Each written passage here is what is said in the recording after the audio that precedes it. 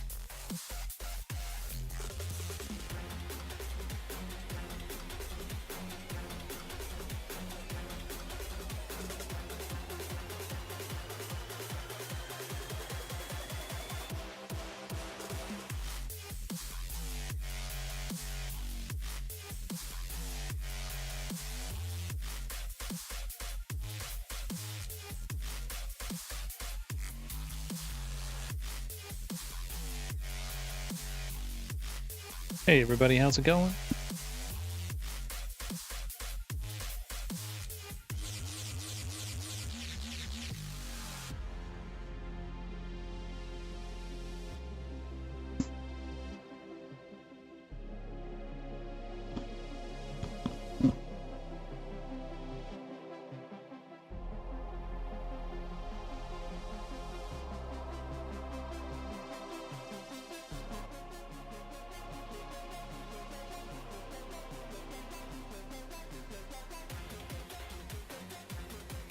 Hey, welcome back.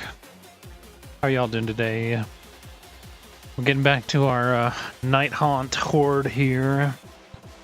Chainrasp Palooza, as we've been doing for the last couple days.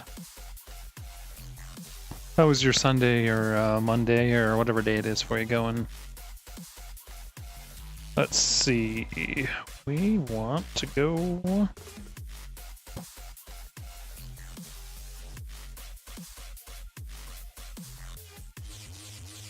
to my dashboard.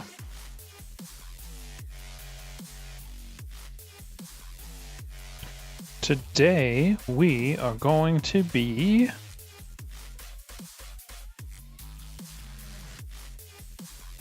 painting some rust. Rust and rust. So much rust.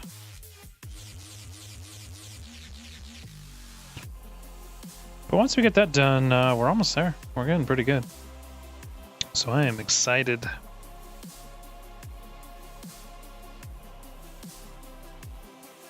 Alright, stop screwing around with my phone here. We got everything set up. All we need is a wet palette.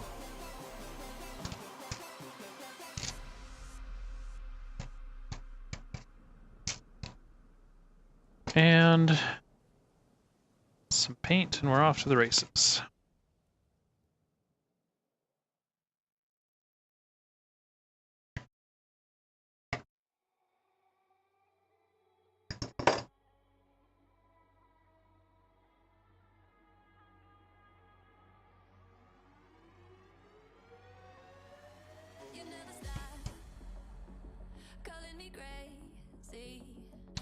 I got just a little bit too much aqua on the wet palette.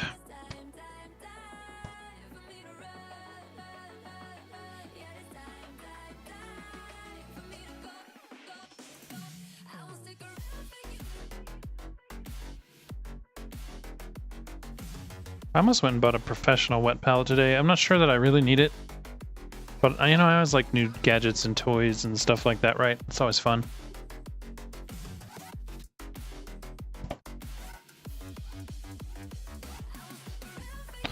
Alright, so this is where we ended up yesterday. We had these nice little Chainrasps. They've got some gross looking old metal on them that now we are going to turn into some legit looking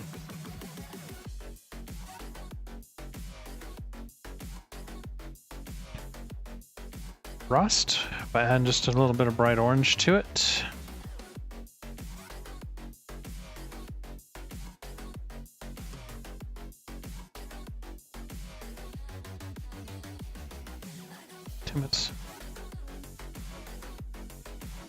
when you click the wrong link.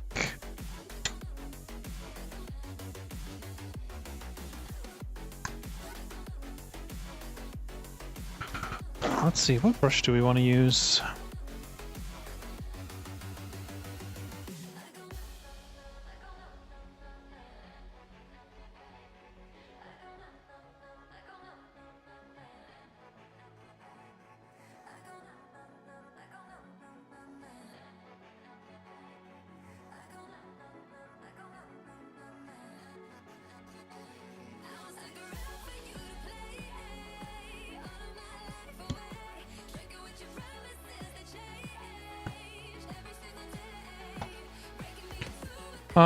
What brush do we want? We want a small brush. We want one that will do some dry brushing and I won't feel too bad about it.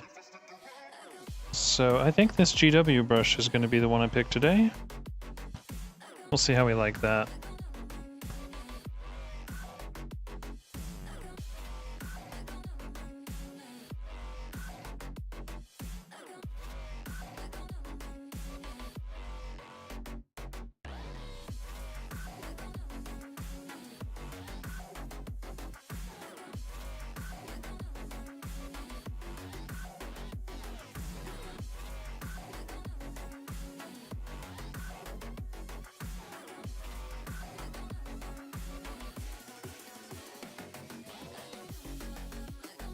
And this stuff, it's just, you know, kind of slop it on until you think you've got too much.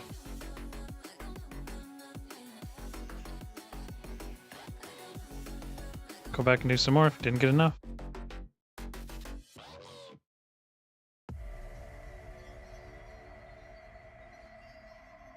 Try not to slop too much on the rest of the model, but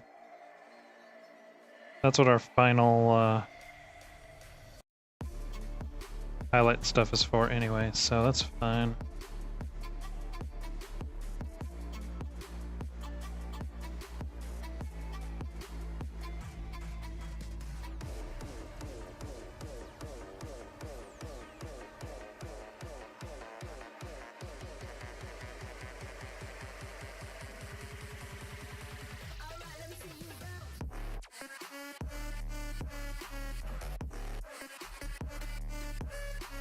Trying to decide if I want to do some of the other effects at the same time, like if I should do some of the more metallic color I was going to put on here.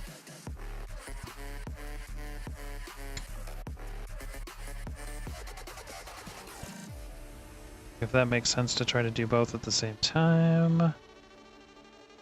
Slightly more efficient. But it requires the brushes to get wet. So let's try it for a second and see if we like it. Where's the big bottle? I'm going to use this dull down. This is actually a craft paint, and I almost never use craft paint, but this one is just a metallic color I really like.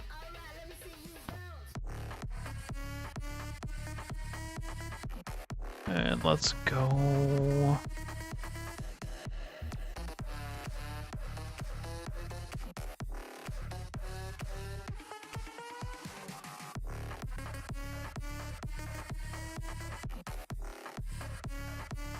This one we don't want a whole lot. Just want little bits, flecks of metal.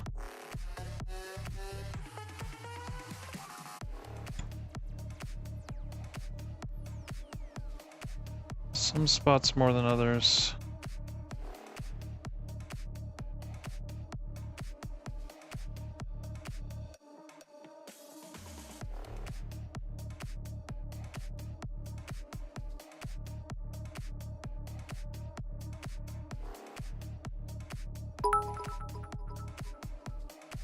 Schwans, thank you for that.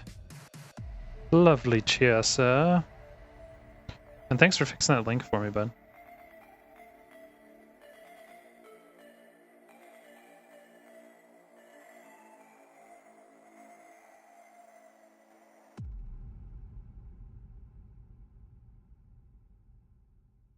Hola, muchacho. ¿Cómo está?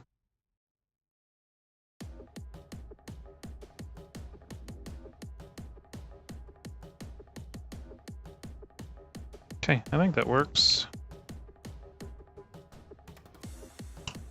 So we're gonna move. We're gonna get the unfinished guys out of the way. How's your Sunday going? Right on, man. Enjoy your comp OW.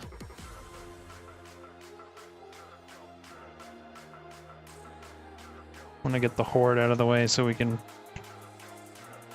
go next.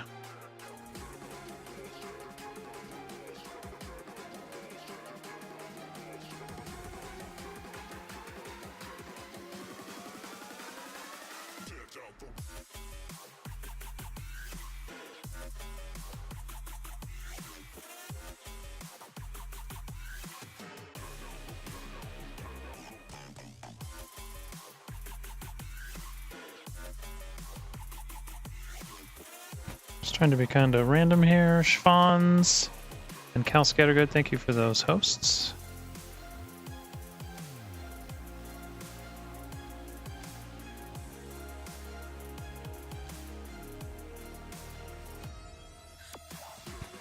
Dude's got some rusty balls.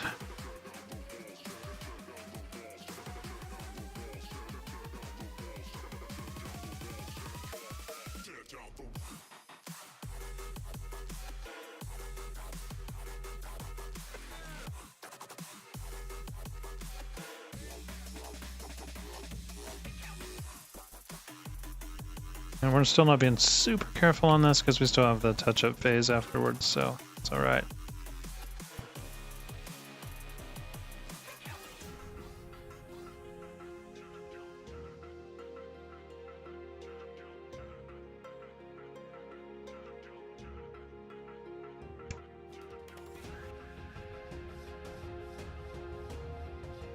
Steakor, thanks for that host.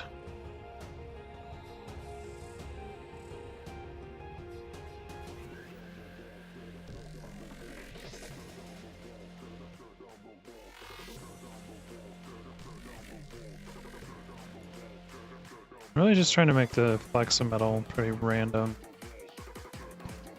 That sword almost got more than I wanted.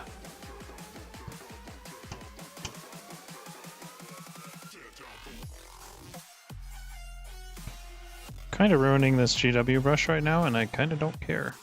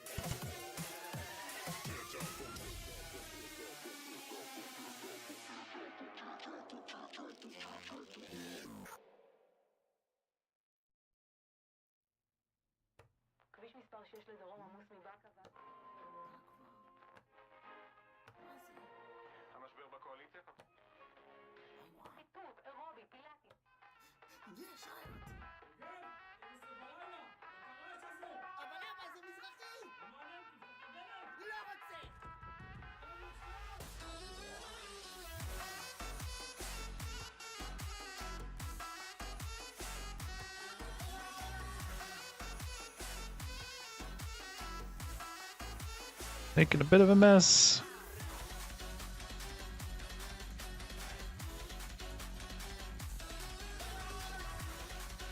That's alright, that's what dry brushing's all about. Making controlled messes. Emphasis on control.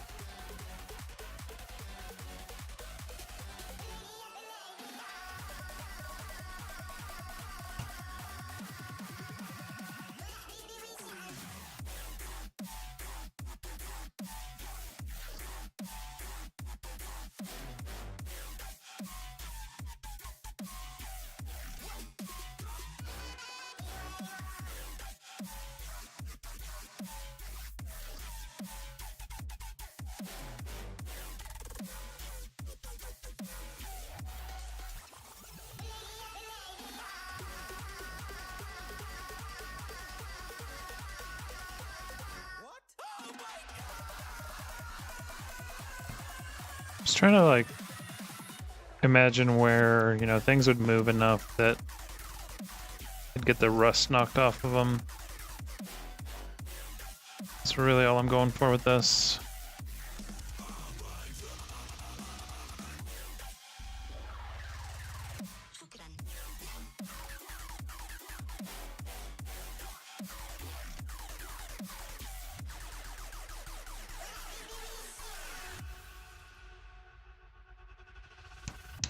Nice thing is, though, this is a pretty quick phase. It doesn't really take too long to do all this. As long as you're... don't get ridiculous and cause yourself a bunch of other work that you didn't plan on doing.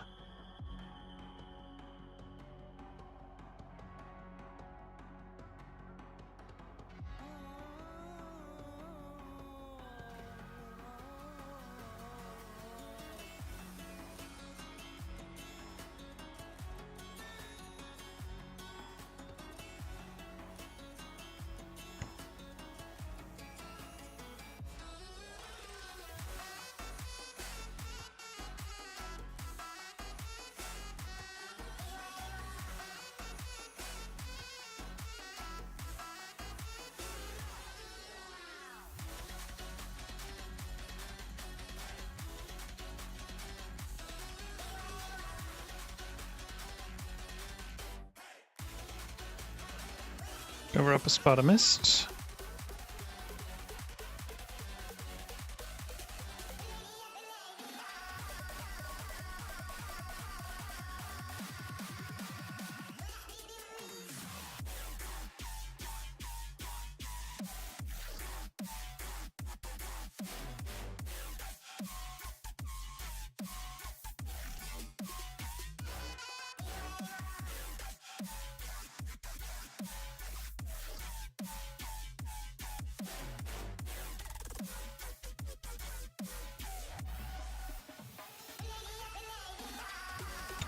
I'll go back and splatter some blood on these weapons later too. That'll look pretty freaking awesome.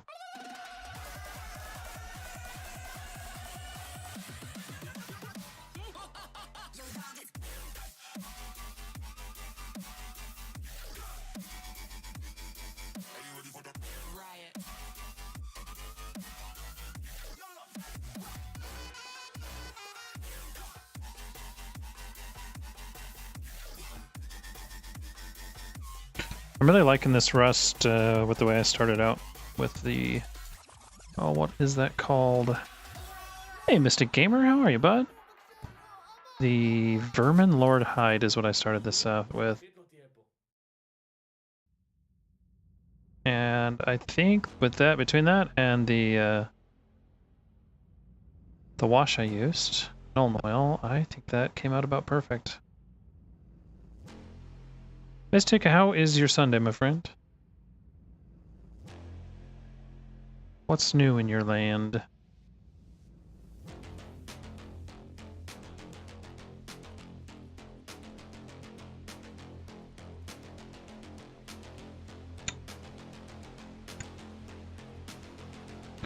We're just playing with some rusty chains here.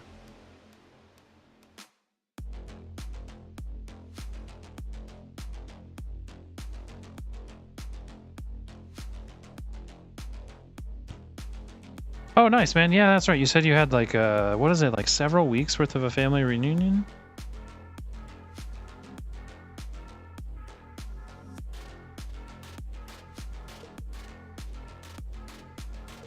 That's nuts.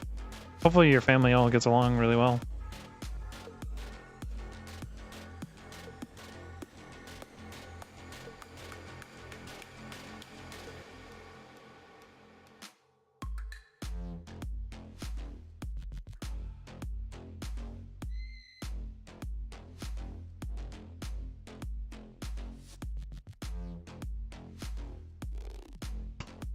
Then we short niche here.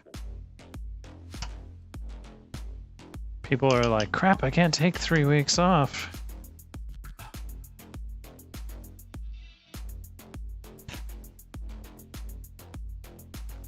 Oh, that's my finished guy, so we'll kind of throw him in the back, or mostly finished at least.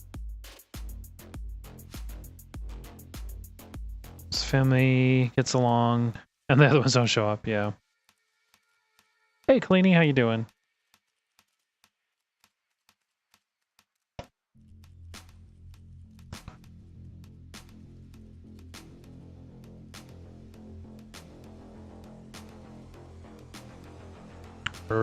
We're rusting it up here. Getting our rust on.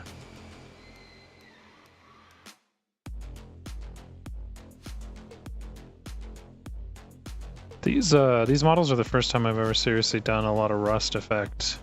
It's been kind of fun to learn how to do it. I'm definitely glad I switched to that brown base coat.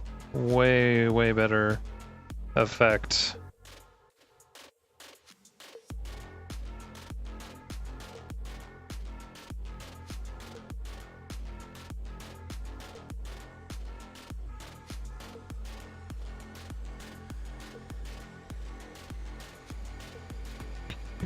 Working on any models today, Kalini?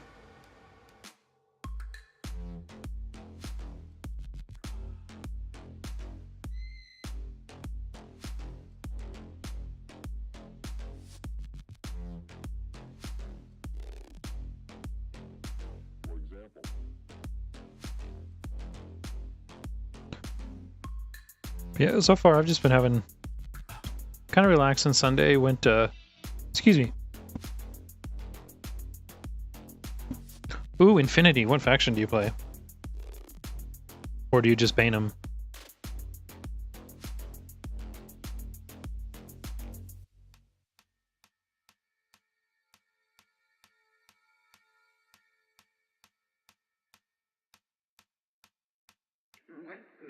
I think I went out, did a little bit of lunch and some pinball, and had a beer with my wife. And I think some of the jerk spice is still stuck in my throat. Military orders. Dude, I really wanted to love military orders. I've got, actually, here, I'll show you really quick.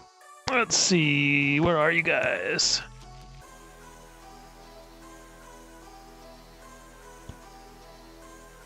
This is my Father Knight that I did.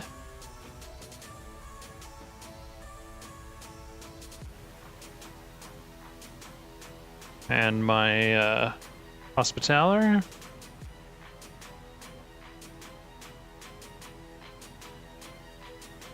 You doing a Father Knight right now? Dude, I love the faction, but I'm so terrible with them. Oh yeah, the one with the Spitfire? Yeah, that's a badass model. Right now, lately, I've been playing Ikari Company because I suck a lot less with them.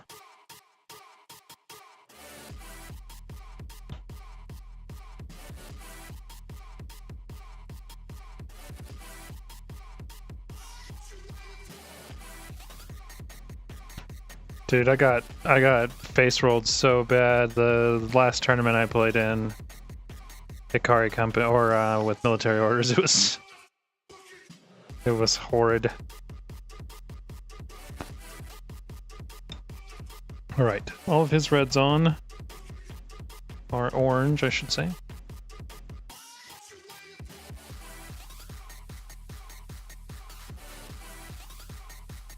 So you do like a Joan list, or what's your preference there?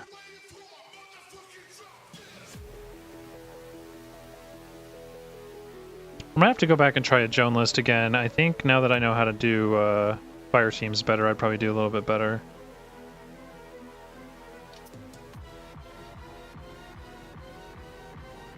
Yeah, I'm a pretty avid Infinity player. I play like every week at least.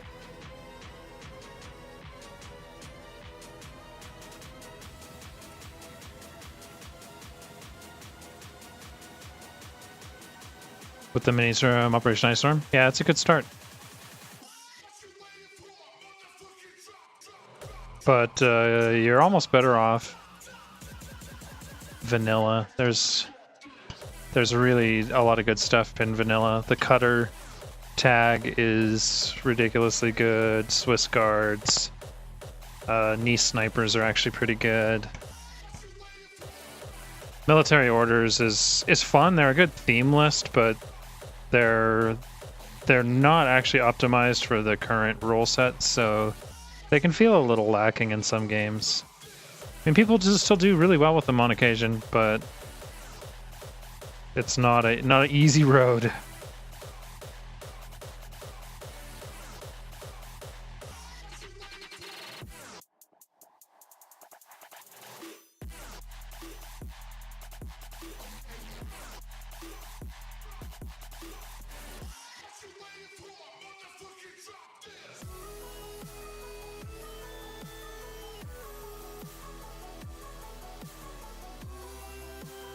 Yeah, and some of the new factions they just keep putting out are just so good. Like the Tunguska stuff they just did is really, really crazy. But yeah, that's fun. I'm glad there's some other Infinity heads out there. We have a really good scene here where I'm at. Tunguska is really cool. I played against Tunguska list like 2 weeks ago, and it was freaking really good. They've got so many toys. Ooh, that Salzmandra is such a fantastic model. I had some nomads and I sold them and I regret it so much. It was a very poor choice.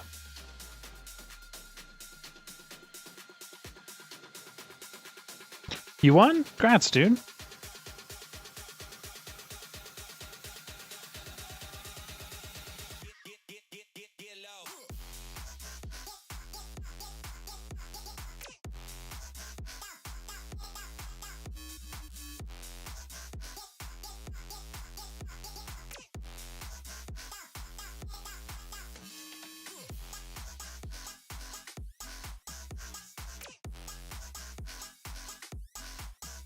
I do have to say though, man, painting Infinity models is way more fiddly. That's why I had to buy the magnifying glasses that I have.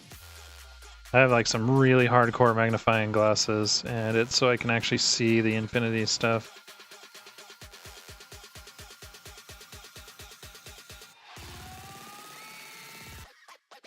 Like where, you know, one of the reasons I'm having so much fun painting Citadel stuff is because it's almost paint by numbers. Like, you can really just kind of go on autopilot, and as long as you just try to keep the paint to the details they give you, you're going to have a pretty good looking model. But at the same time, the Infinity stuff really made me up my game and really made me learn like wet blending, made me really learn how to do, like, that's where I first started learning how to do like gray shading. And doing white properly, so definitely glad that I started painting those.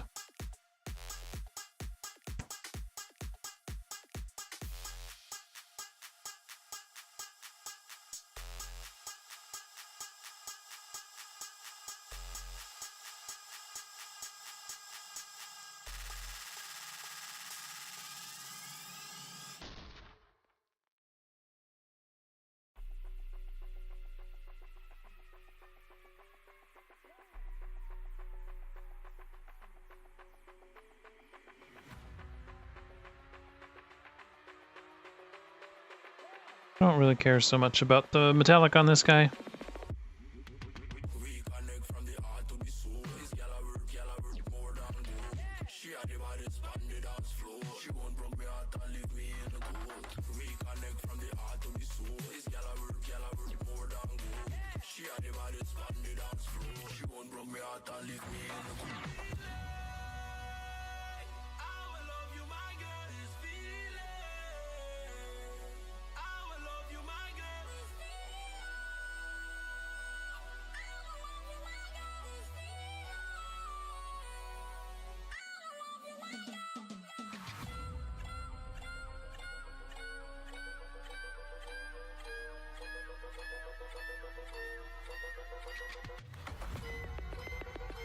Try not to make too much of a mess while we go through here. It's inevitable you're going to do some, but the less cleanup we have later, the faster this will all go.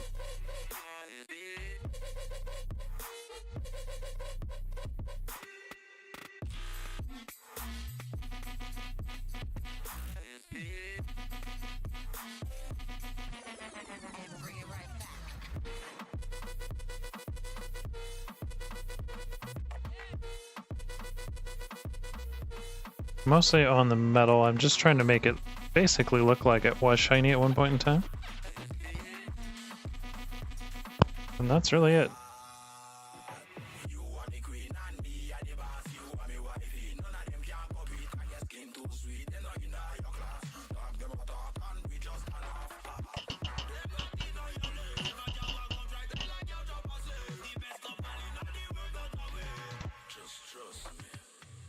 Nice thing is it really doesn't take a lot of time on each of these. Trying to think, what do we got next? So I've got, so we get this done, we gotta go in and add some wood to some of these handles that we didn't do earlier. We got some gray dry brushing on the 6 tombstones that these guys have.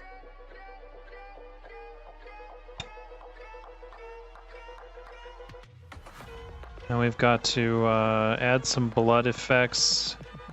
Oh, we gotta paint all the skulls. That'll probably be one of the longest steps here. Yeah, dude, these Nighthaunt models are so good. Even these little horde guys, like... I'm actually enjoying painting all the little horde models, and usually, for me, that's just torture. Now, there's 20 of these guys. Normally, I'd be like, I'll just never run them. But in this case, I don't mind doing it at all.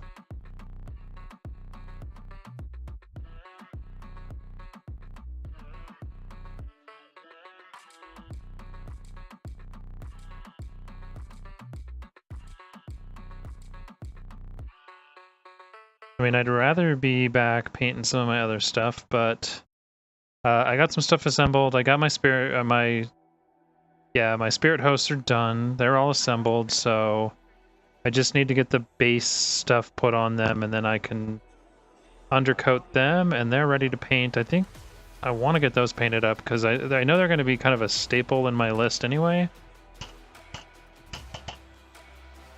This guy needs something to offset a little extra orange I put on there.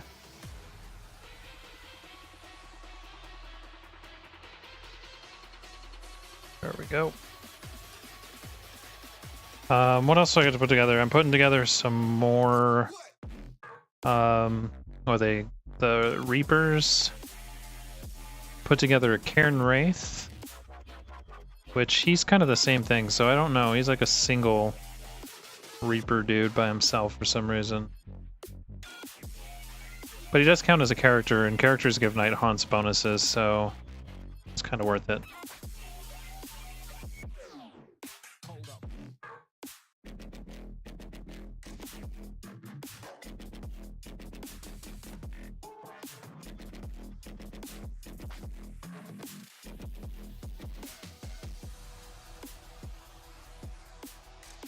These weapons are also going to get some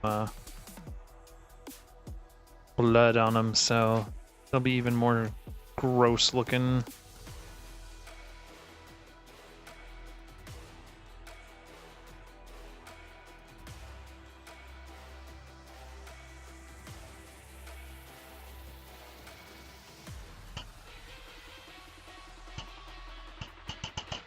Yeah, I'm really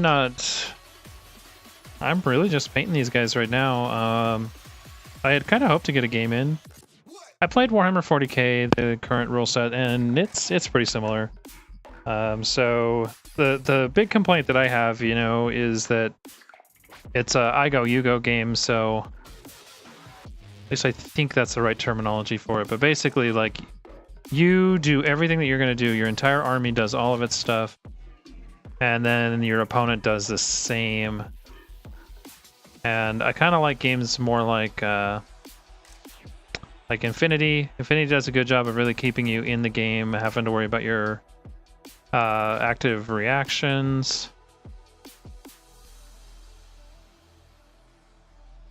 Kill Team is actually the new 40k Kill Team that's coming out is going to be similar. It's going to have a lot. It's going to be basically you move one model, they move one model.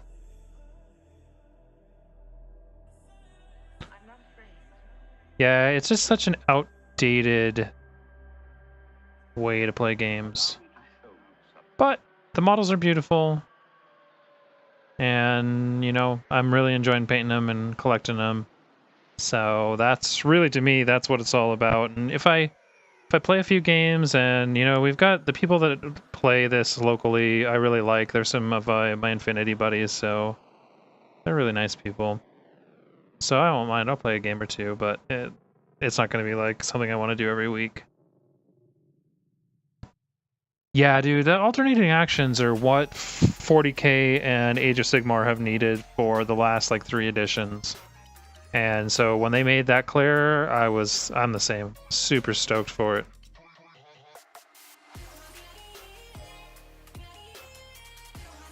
The movement phase doesn't have...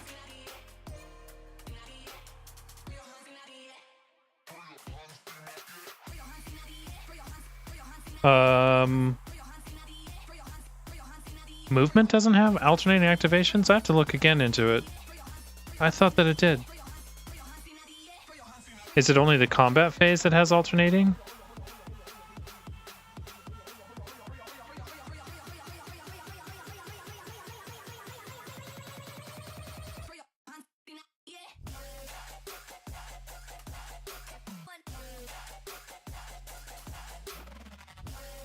That's a weird choice. To see how that plays out. I'm with you. My instinct says that's gonna suck, but I'll see how it plays out. I mean, it's not as bad when you have smaller model counts. You know, you're never gonna have to sit there and like go take a lunch break while your opponent moves 350 models. So that helps. And if the combat keeps you engaged, I don't know. I'm not going to write it off, but I'm definitely disappointed that they went that route.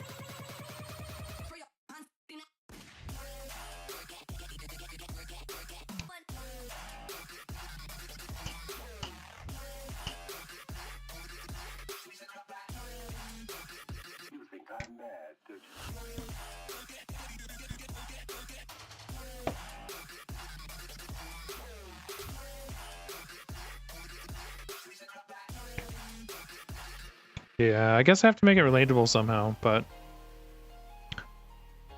I read the article they put out yesterday. I just didn't pay close enough attention, apparently.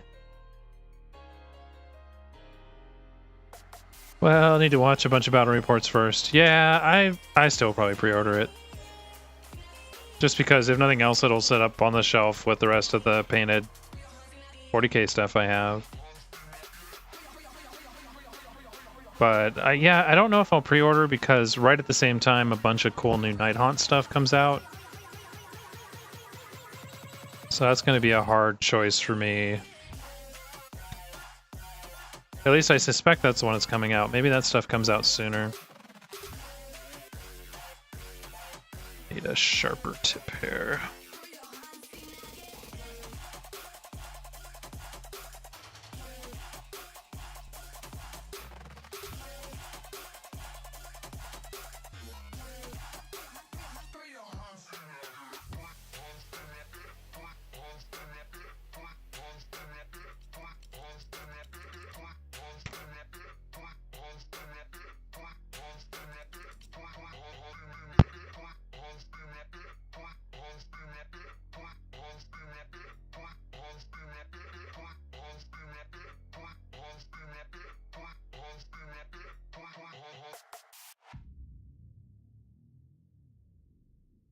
Wonder if it'll matter. Kind of tempted to put a little bit of Nuln oil on that blade and see what that looks like.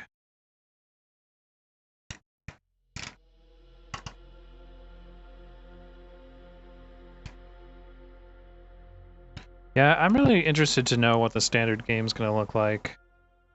I mean, they said that an elite Tyranid army would have anywhere up to 3 models. Like, you could literally just take 3 lictors, so I'm curious if it's going to be the kind of game where, you know, your biggest army is like 10 models. Just want to see how this guy comes out.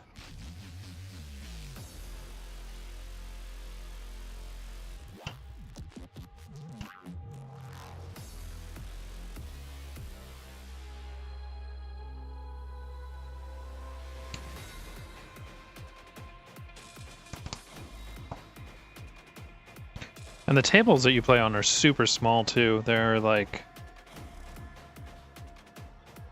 I'm trying to say they were like, what was it, 24 by, or 36 by 28 or something weird like that. They're super tiny. Yeah, it was some weird number like that. I mean, it's a way for them to sell you their playmats, right?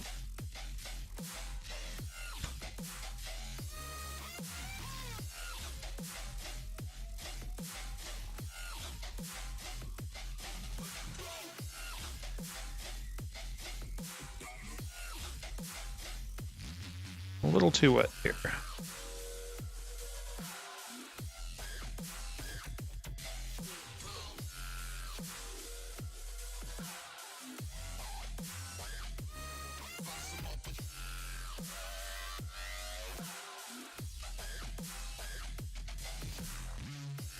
Yeah, I'm definitely interested. And if it's Games Workshop, if I know how they've been since they're way more smart about their community relations, we'll actually probably see some battle reports on it here in the next week or two.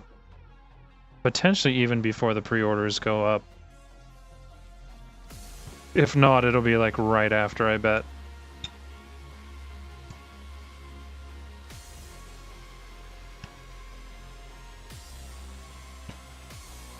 Dab a little bit of that off.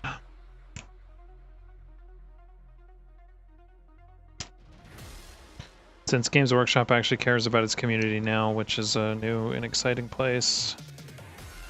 For anybody that's been following them for years. I guess they started that about a year or so ago, a little bit over.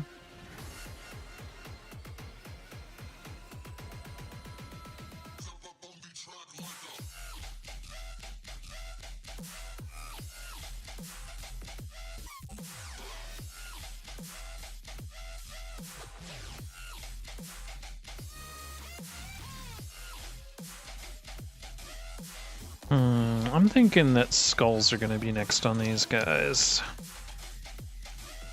I just totally skipped over the metallic on that guy, and I don't even care.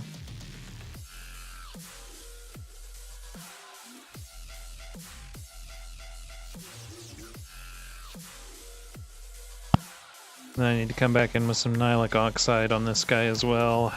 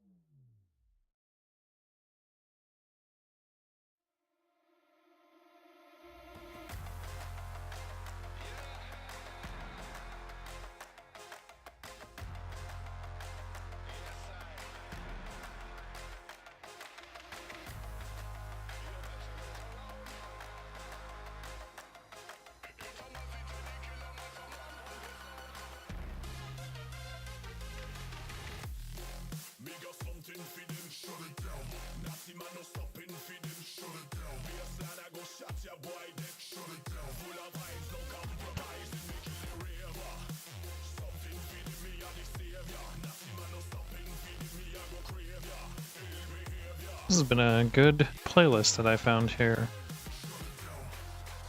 Oop, that's a lot of water in there. This is the Spotify Monster Cat workout. And I'm not quite sure why it's a workout list, but my workout list has a lot more bass to it.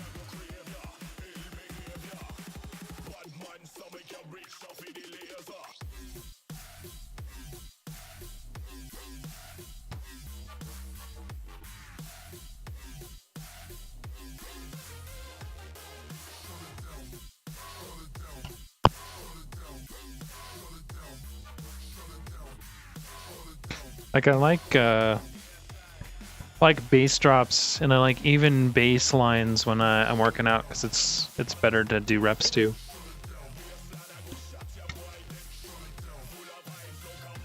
Although this isn't really too bad, it's just kind of funny.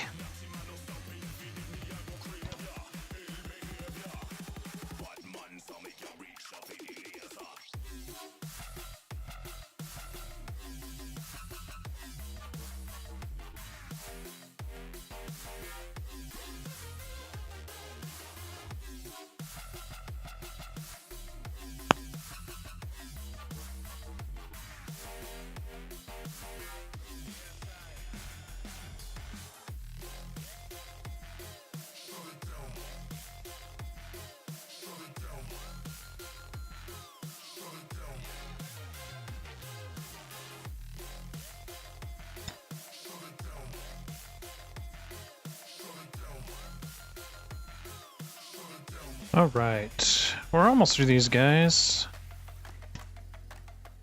Damn it, that guy's arm has been wanting to break. Tried to break yesterday. Yesterday I glued it back on. Today I just barely touch it, falls off again. What a jerk.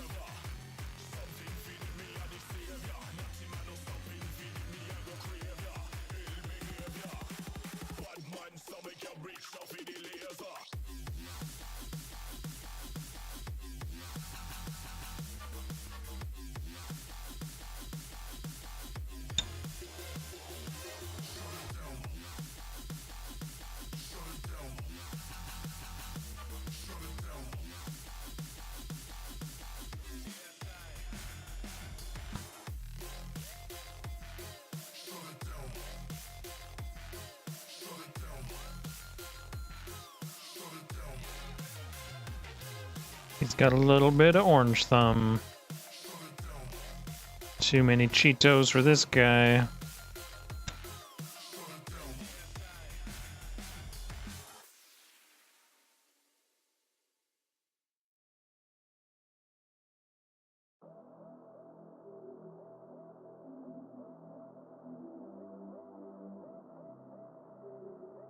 At least it's only his thumb that's orange, right?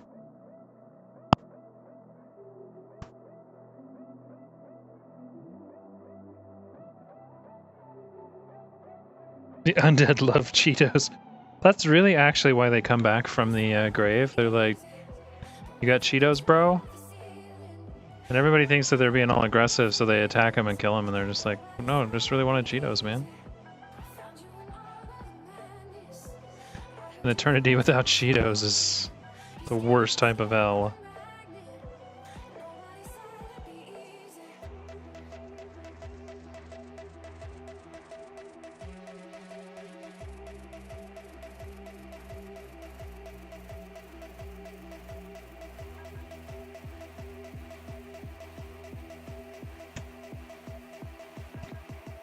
Alright, and then my gimpy ass arm fell off here, so now I guess that makes him more, but now a realistic ghost, I don't know, decapitation, that's not the right word, ghost amputation action.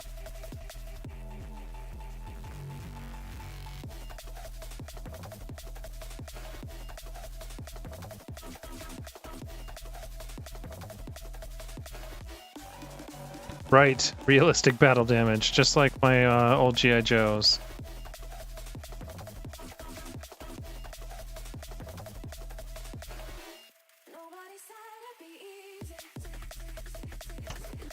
If you had that stupid little panel in your chest, you could like press it and it would flip over. It's like, had to pay an extra $5 for that shit.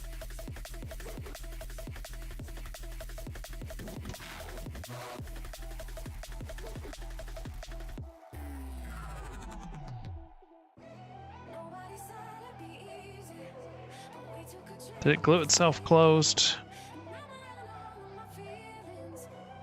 Oh, actually my other glue is right here. That's good.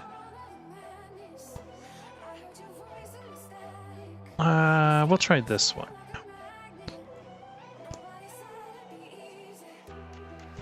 Since it's right here, close by.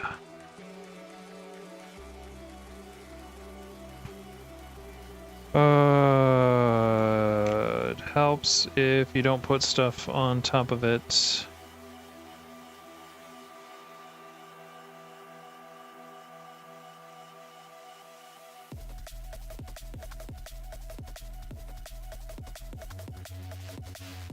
Shuli, thank you for that host.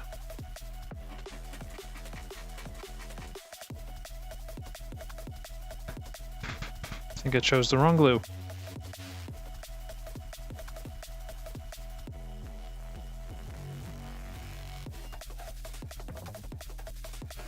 Yeah, that's gonna take longer than I want.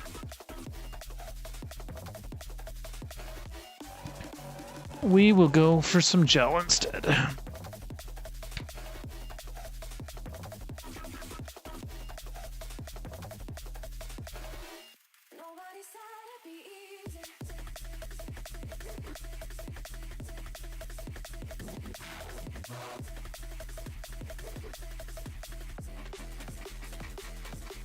Oh, if this is the same guy from yesterday, or if I got another one that broke.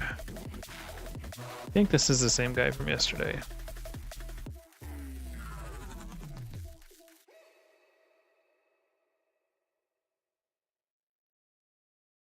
So yeah, if this guy doesn't behave, he will eventually just get his little arm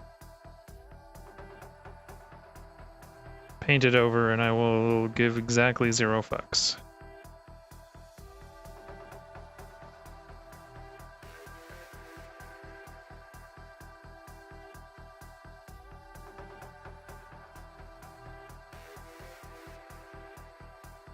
Kinda wish I had some super glue accelerator right now.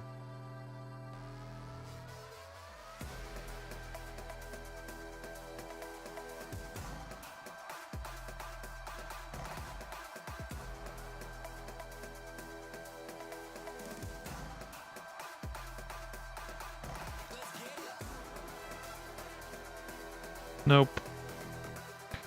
Should have taken him out of that for first off anyway. I think he's just gonna get set aside and we'll finish later. Okay.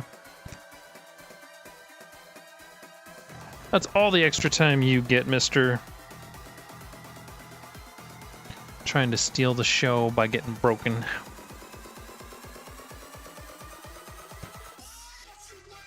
He's almost done anyway, I just gotta do his little, weapon handle there, so. Okay, so what are we gonna do next? Let's do the skull heads faces next. We'll start off with some jack bone.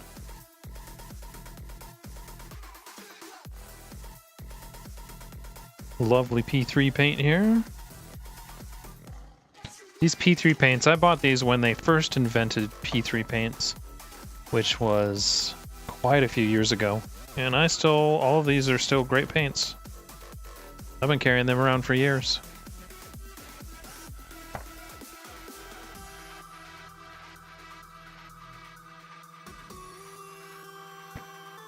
Just thin it down a little bit.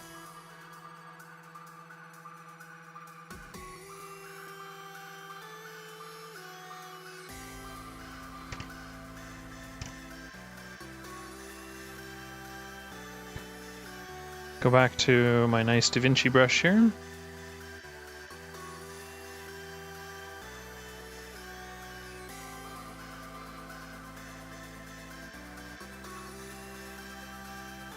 This might be a little too wet, so we will see.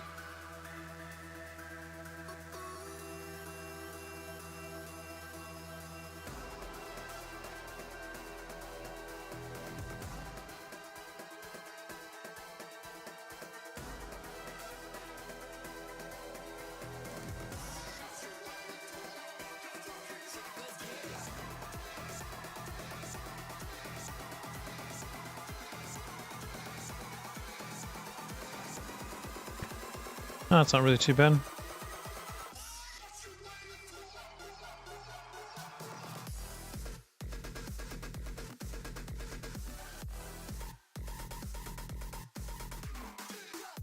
The expressions they did on these skulls are so good.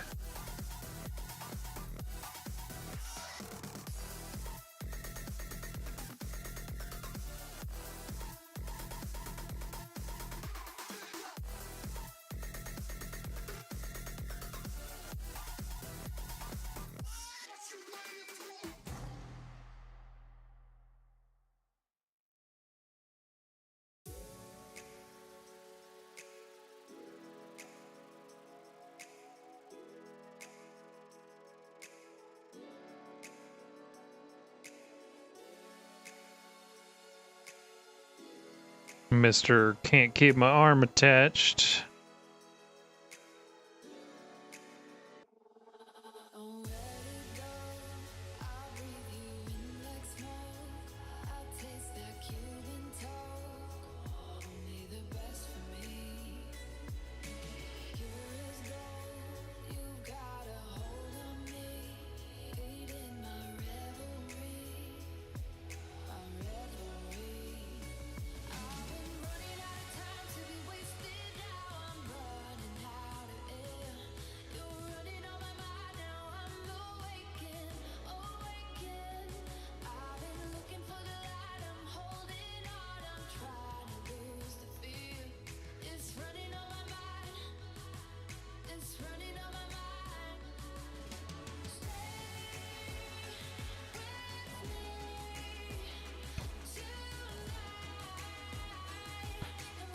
Trying to remember which wash I used on the first batch of these guys, or the first guy that I finished. I think I'm gonna end up using Agrex or Shade.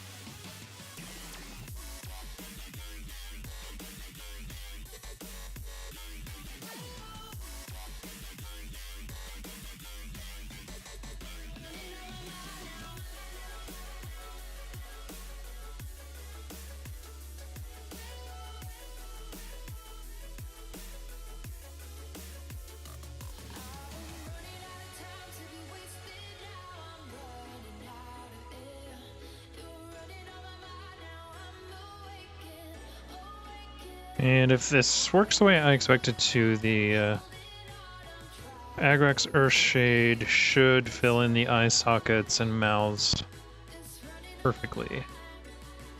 That's what I'm hoping. If not, then, well, we'll have to go back and come up with a plan B.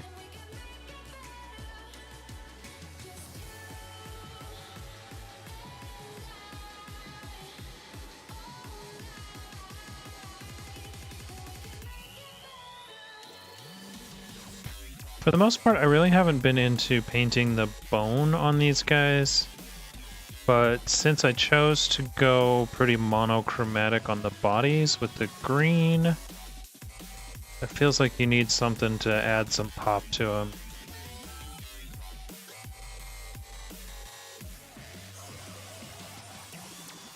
So that kind of helps, and then the rust, and it makes a pretty engaging little model without just feeling like you only painted one color.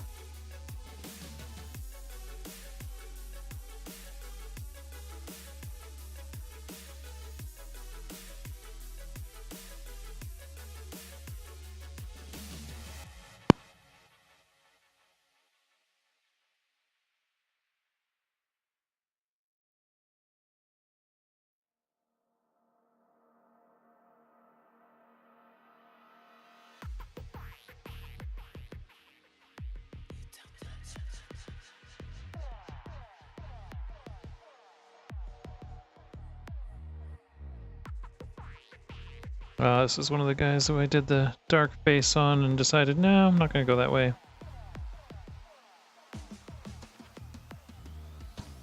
Sorry, bud.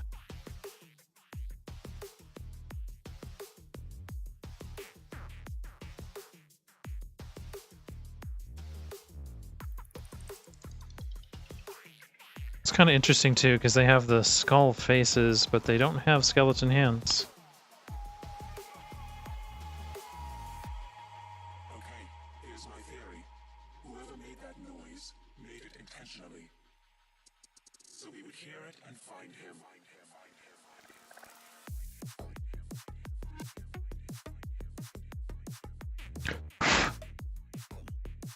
There we go.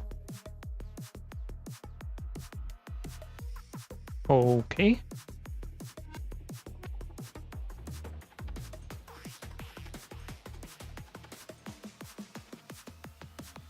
Goodbye.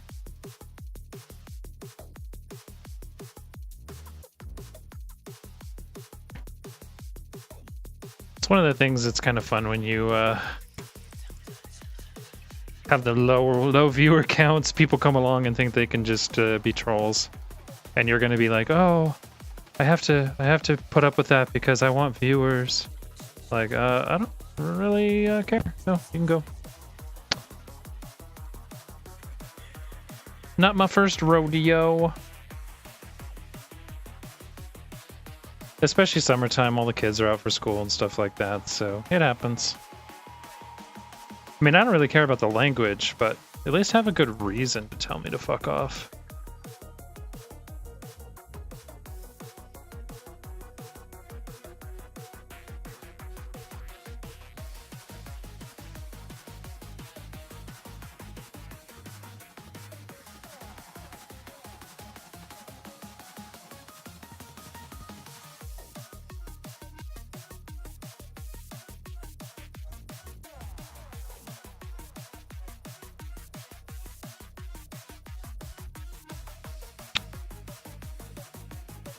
I think these guys are coming right along. I do like yesterday was such a grind because of all the big details that we were doing, you know, all the chains, there was a lot of them. I like days like this where you get a lot of variety because everything's really small. You just kind of crank through it. Next thing you know, you got to go find another model to paint because you're done.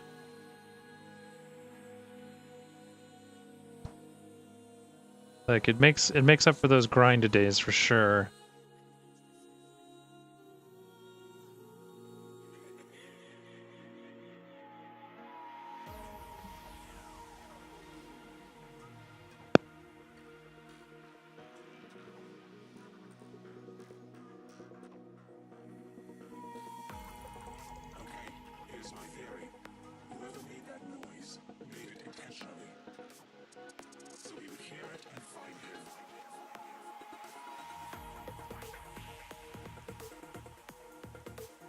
This ghost has got a double chin. Was that Cheeto Finger? Might have been Cheeto Finger.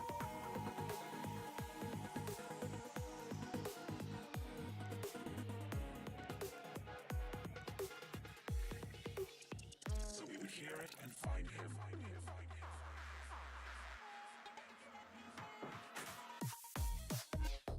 For some reason that made me think of Slimer from the original Ghostbusters.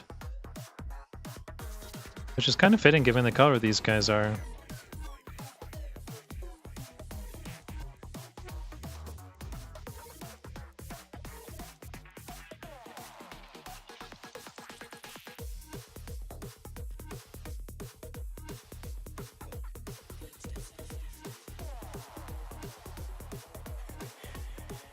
This guy just looks way more chill than you should expect.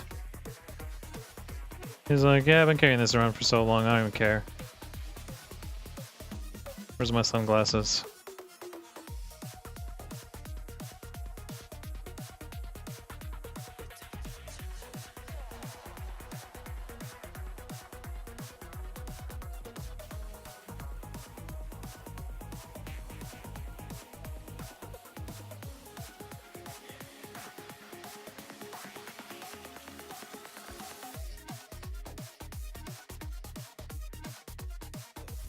Okay, there's all the faces. Time for step 2 on all the faces.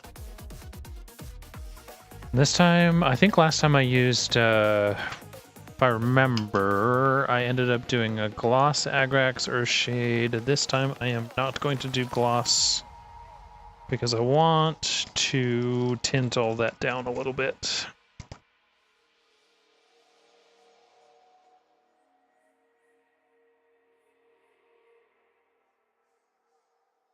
And a special focus on getting those mouth and everything filled in. So we'll see how that comes out.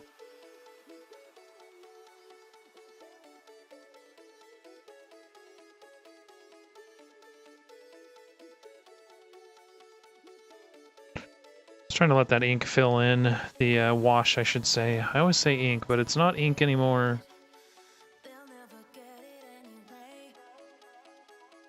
Civilized world calls them washes.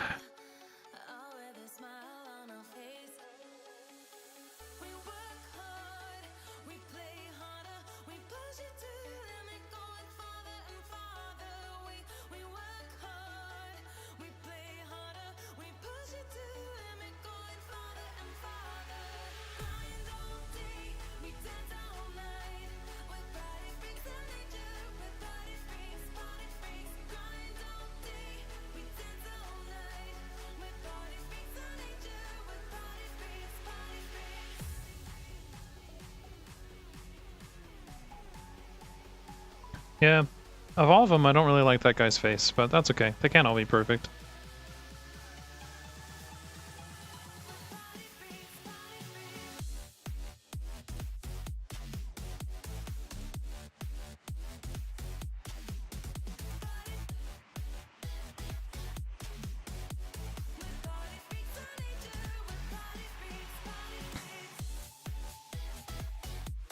So after this step, I think we'll probably do the weapons halves next while this dries up. So we can do just a light bit of detailing on the face.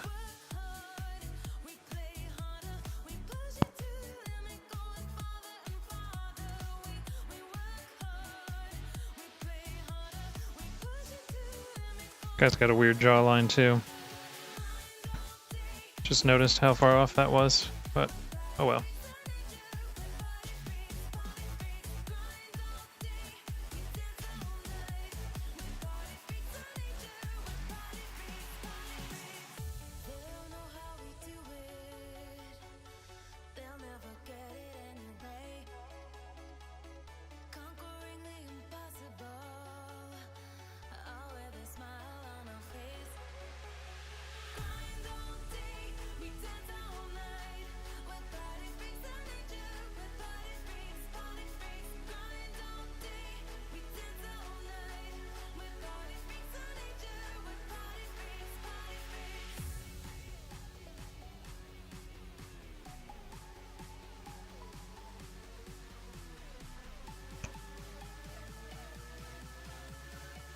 Oh, that guy's already done. I gotta get him out of the way, so I stopped grabbing him.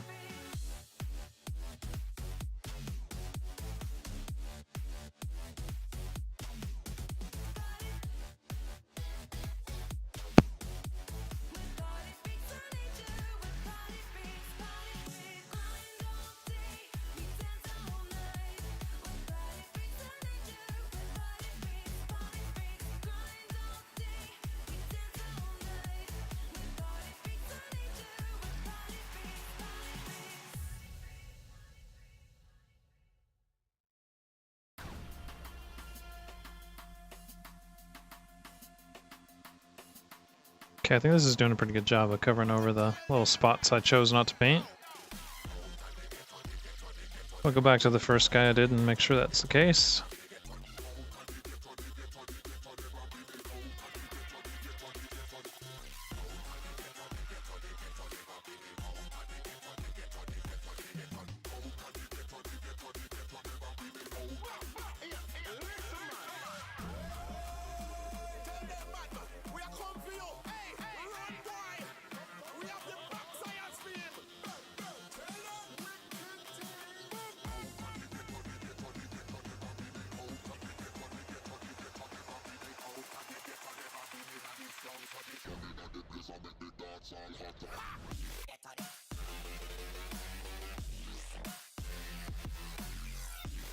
And last little ghosty. I just want to go back and double check and make sure that the first one I did came out the way I expected.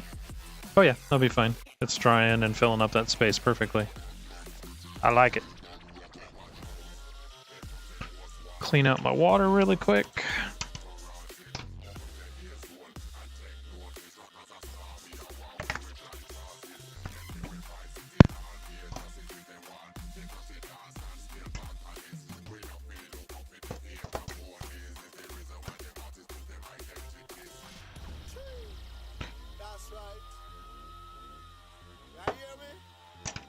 Okay, so now we need a color for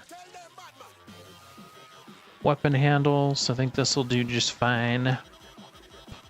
Some iridian flesh. And this won't be every single one, so let's figure out which one of these we actually need to worry about here. Mr. I lost my arm.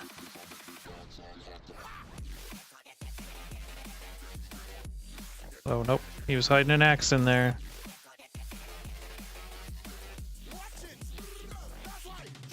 That wasn't very nice, bud.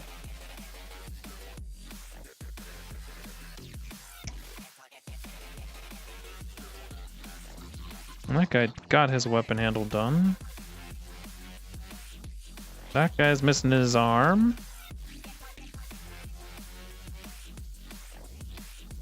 Alright, looks like most of them, so that's cool. We couldn't just give everybody swords, I see.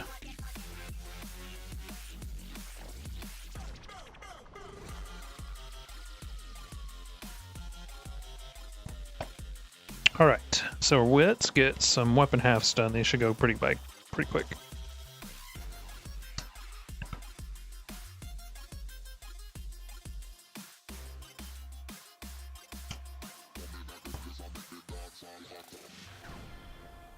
Schwans, how's your Overwatch going?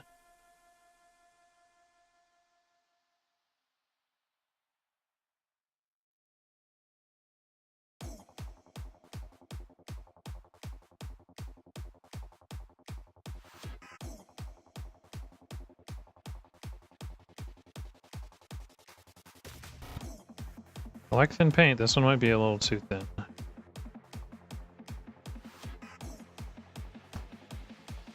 But it might be okay.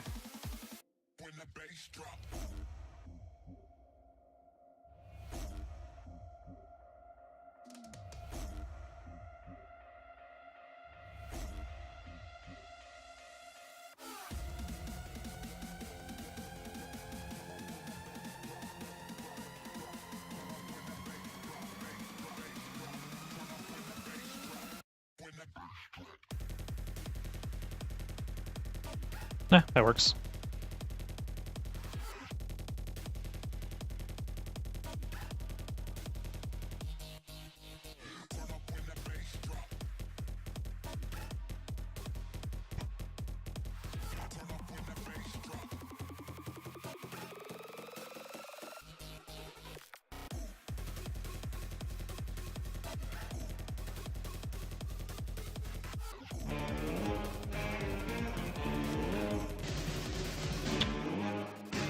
Oprah Smash, thank you for that follow. That is what that says, right? Yep. How you doing today?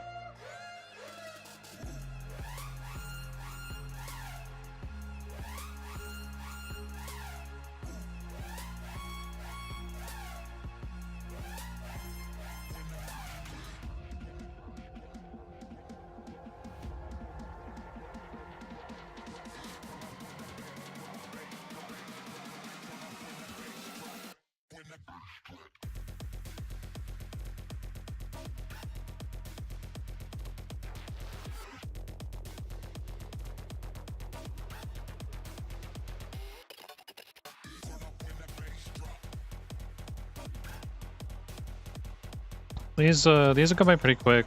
Once we get done with this, we're gonna go through to a really light dry brush. We might actually just use the same color we used for the skulls. That's a pretty good wood dry brush. And then probably Agrax or Shade again on this because it's a nice brown wash. Nothing too complicated.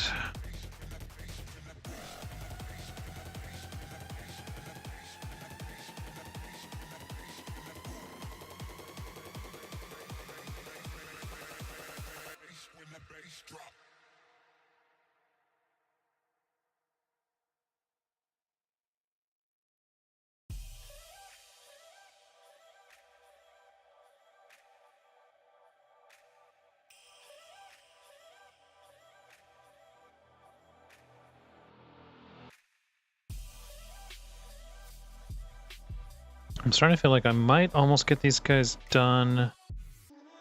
Besides the bases.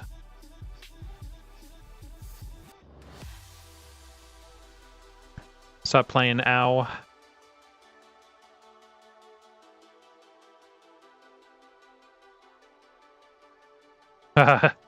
Is that how it works? You get a couple of wins on your when you're doing competitive and then you quit for a while?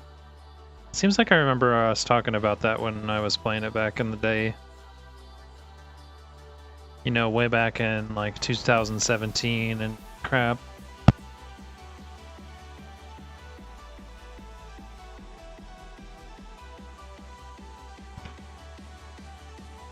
Did you convince your mom to try that brush cleaner out?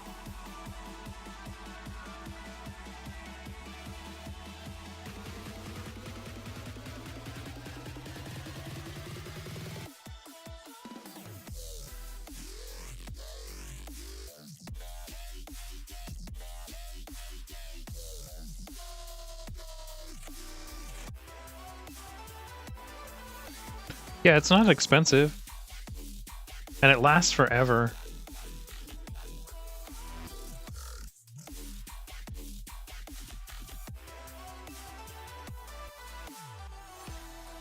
Just found some of that I didn't love.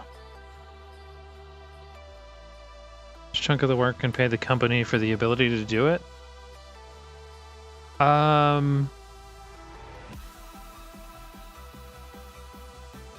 I mean, with 3D printing nowadays, yeah, that's going to be a thing, but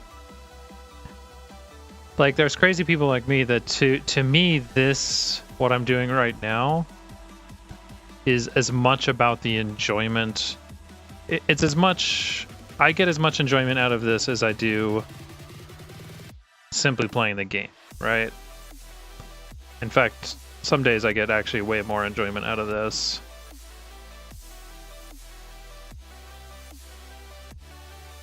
That's why it's not just a game, it's a hobby. Right? Right.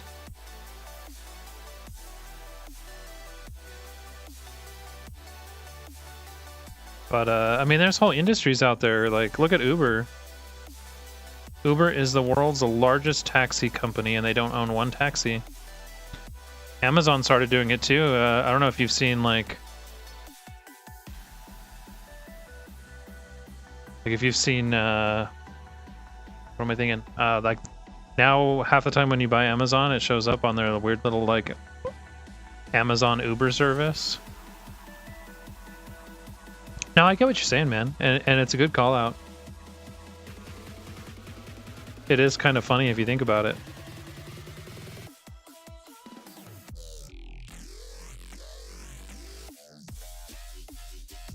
Yeah, no, yeah, nowadays, like, it'll be like, hey, the delivery's in your neighborhood. You want to know how many stops? And you can, like, totally creeper on the delivery driver and be like, where are they driving? Where are they in my neighborhood? And then they take a picture of it, like, on your porch before your neighbors steal it. Delivery man is knocking right now.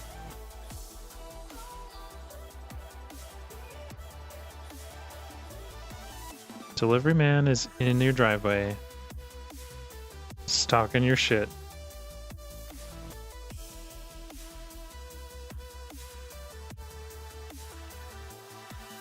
Alright, so the pictures are blank and you need to draw it.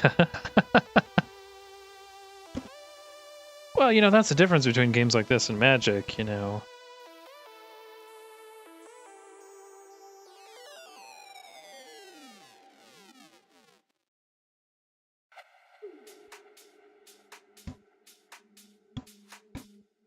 It would be weird, although that does remind me, I actually, way back in the day, I did know one of the early Magic artists. He actually did some custom art for me on a pair of boots that I used to own. So there's something you know now.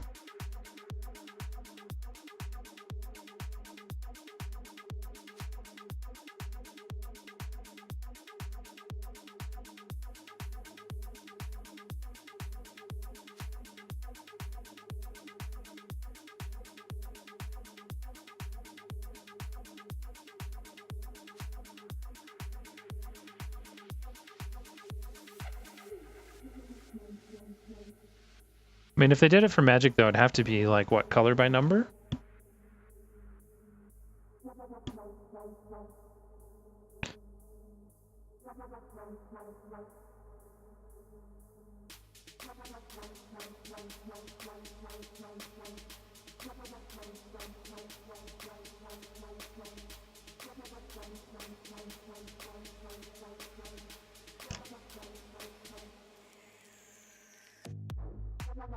Getting there on these guys.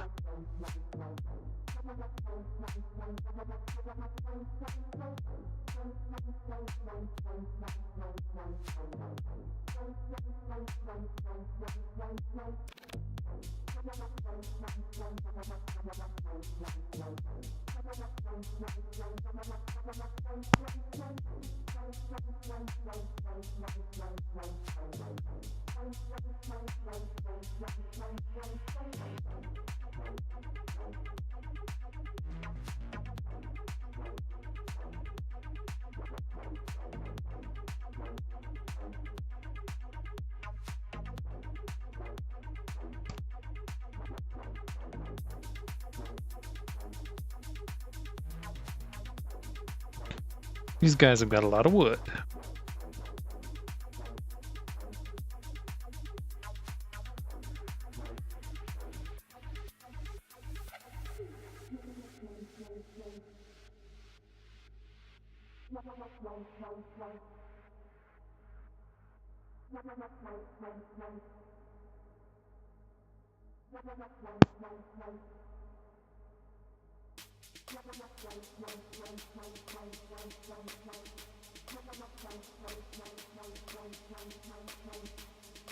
This guy has got wood in a very awkward spot.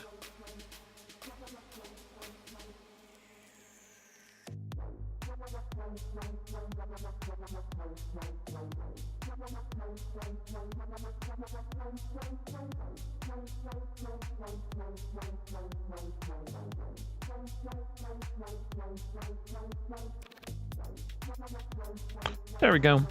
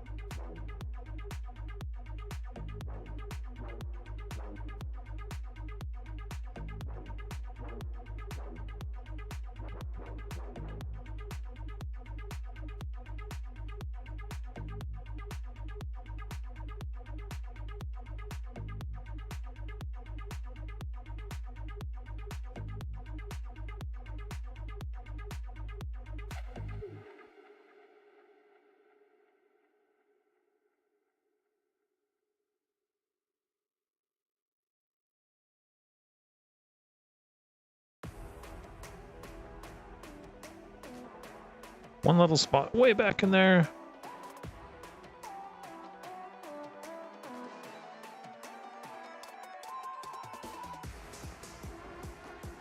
Okay, 2 more guys.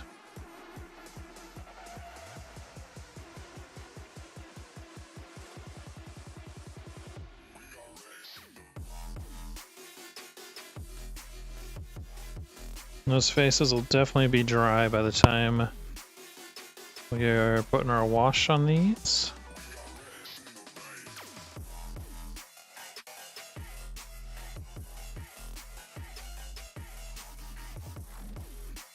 And we should be able to just crank through the next couple of steps on these guys.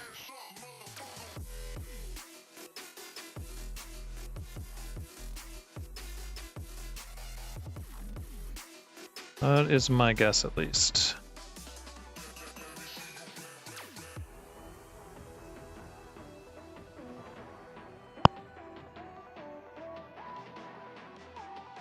Hey, I didn't even get the top of his head.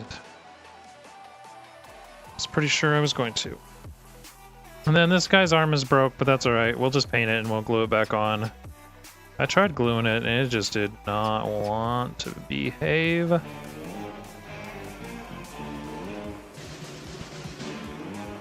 Casual Triple X, thank you for that follow. How's your day going?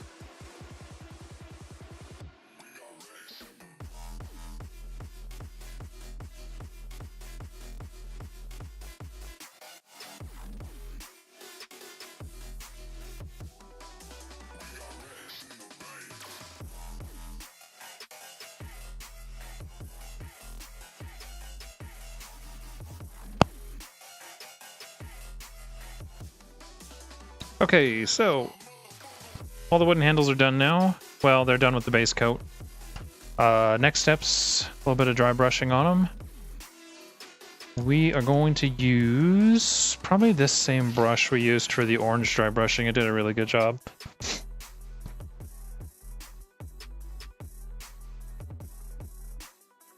And we are going to probably use... don't think I like that color of paint. Mostly because it's kind of gone to hell on the wet palette. So we'll try some of this. This is the same color, it's just we're using a drier version of it, so I don't usually like it straight out of the pot, but we'll see.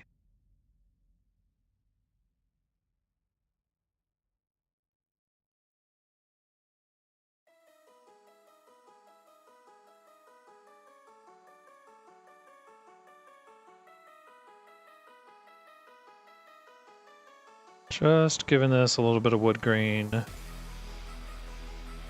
and then we'll darken it up.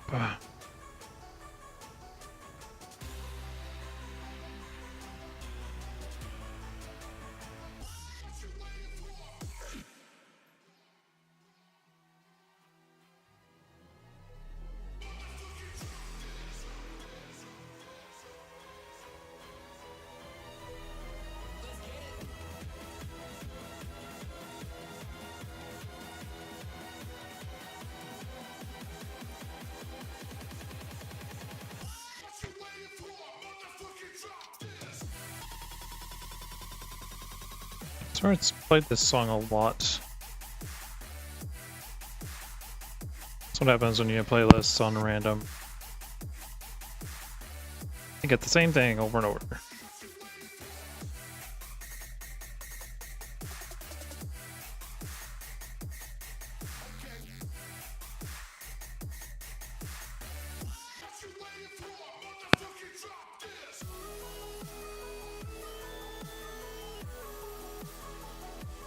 Too thick.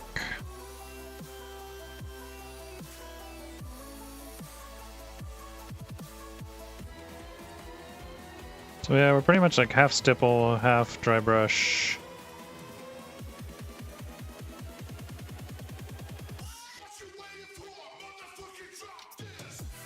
I'm really not trying to be too crazy here. Just trying to break up that solid brown. Give a little bit of visual interest.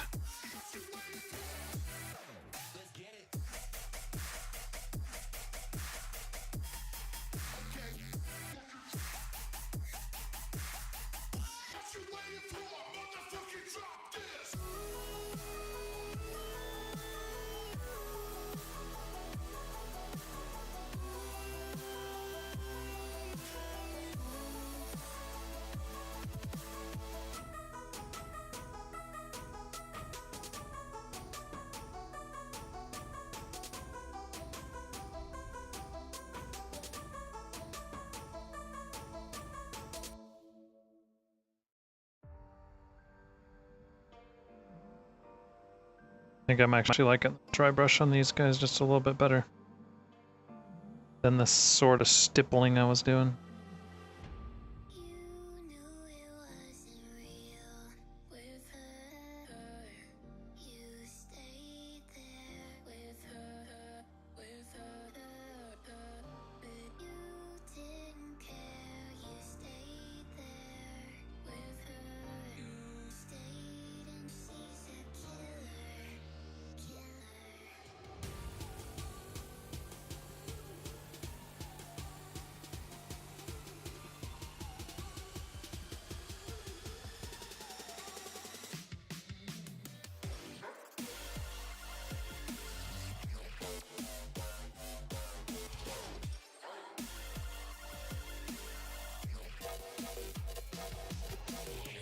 Almost done with these guys.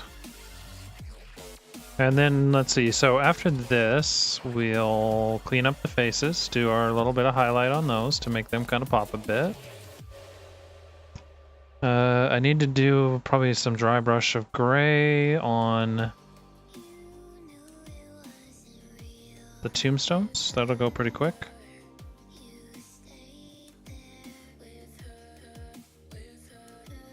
And then do some glazing on the white. These guys are almost done.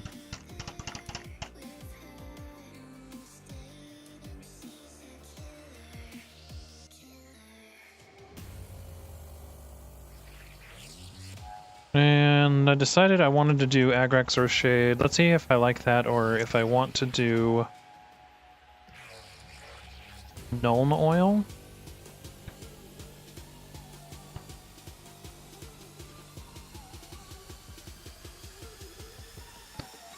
And I want thick, but I don't want that thick.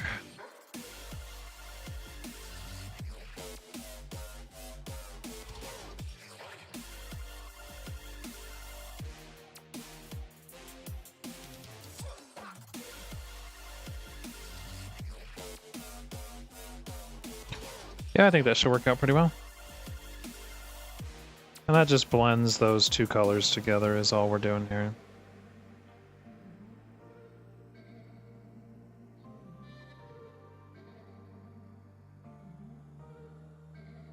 Just dim it down. Going for an old wood. I almost should do them like really, really brightly colored, like they're just a stick that should be broken, but somehow it's not. I thought about that on some of the first ones I did, and I just decided not to do it. Just go for more of a standard. So I don't really have to think about it, just kind of easy to do.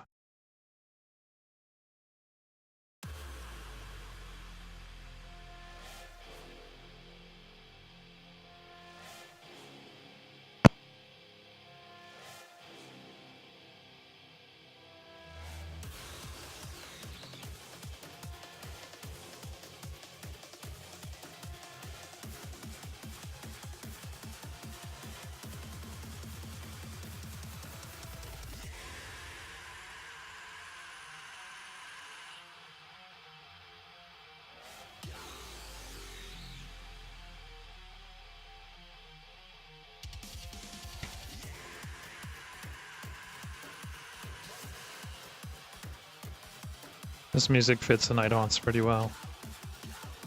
I think the Nighthaunts would totally be heavy metal.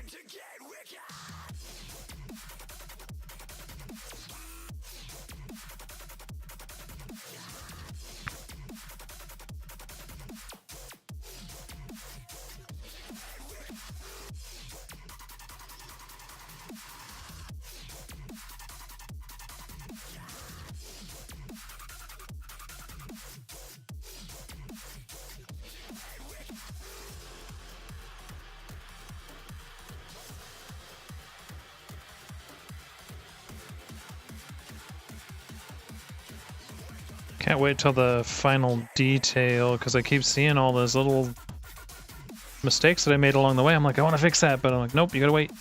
Time to fix it yet. That's the final phase.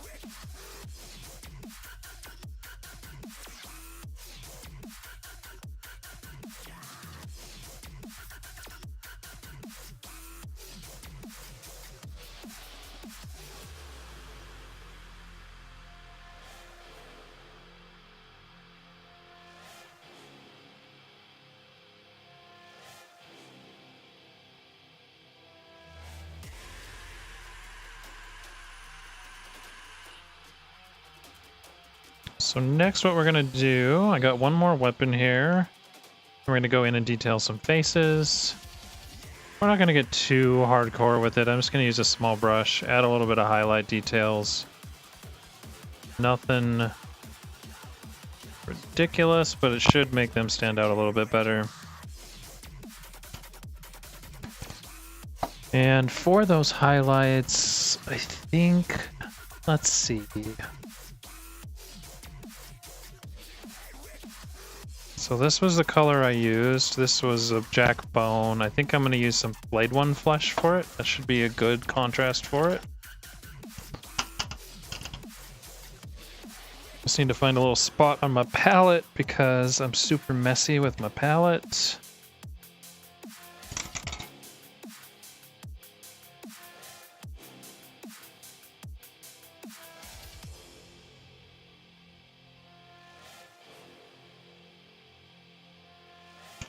And I think we should use a rather small brush, so we'll do DaVinci 0.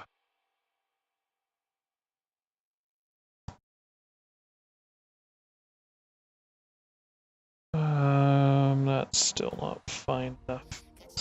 There we go.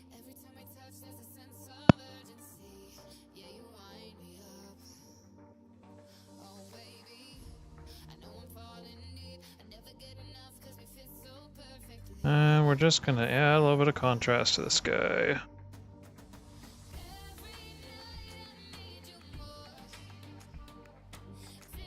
Just make him look a little 3D.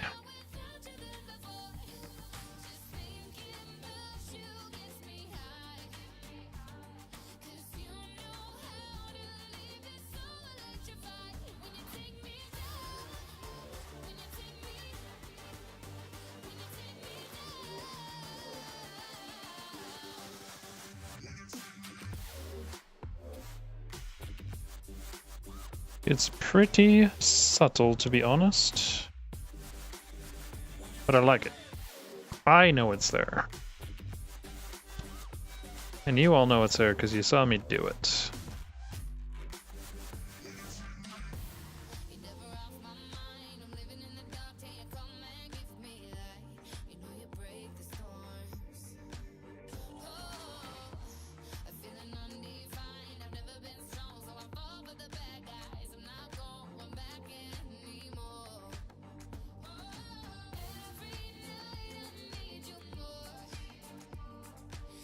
And you can do like a final little bit of white. Yeah. No hand the no hand the amputated ghost. I saw nothing. Didn't see a hand, that's for sure. Well, okay. Those of you that watched saw it. You can go back on the VOD, it's true. I painted it.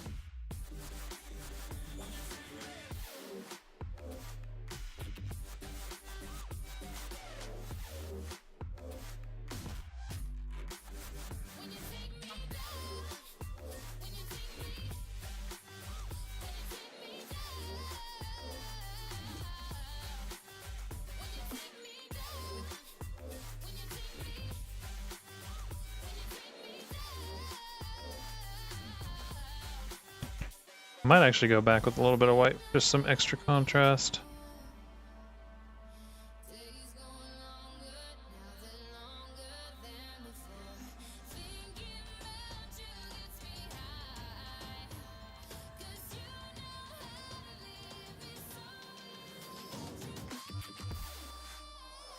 Little ghost faces.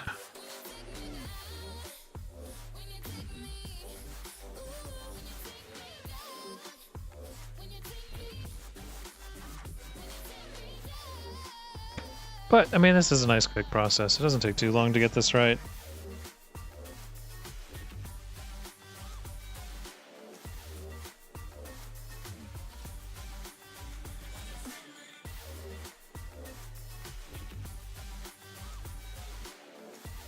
I mean, it's also pretty quick to screw it up, too, so it's really choice is yours.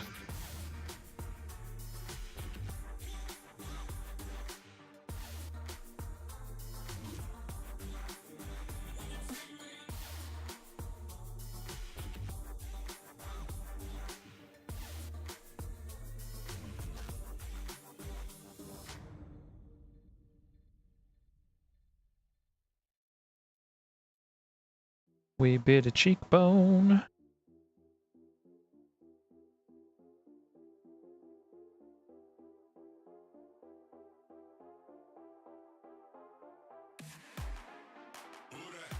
So what do you guys think? You like how these ghosts are coming out? Any concerns, critiques?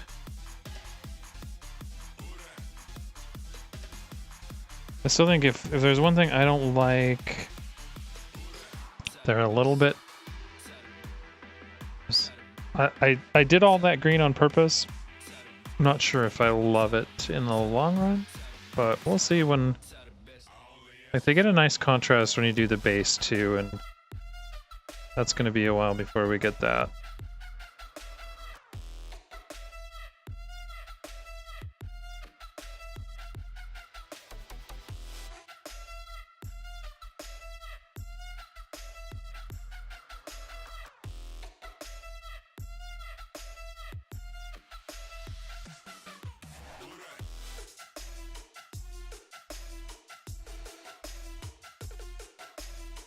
Really, when I'm doing this, mostly teeth, eye socket, nose socket. A little bit on the end of the chin is really what we're going for.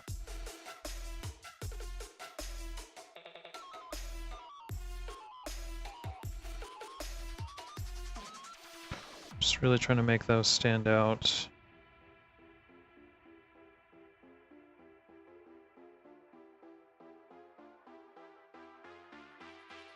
Those beautiful cheekbones.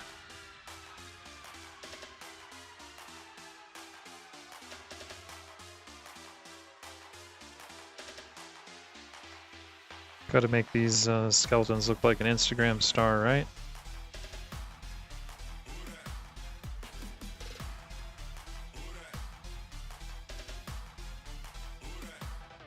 Booty. Apparently this song is about booty. In case you didn't know.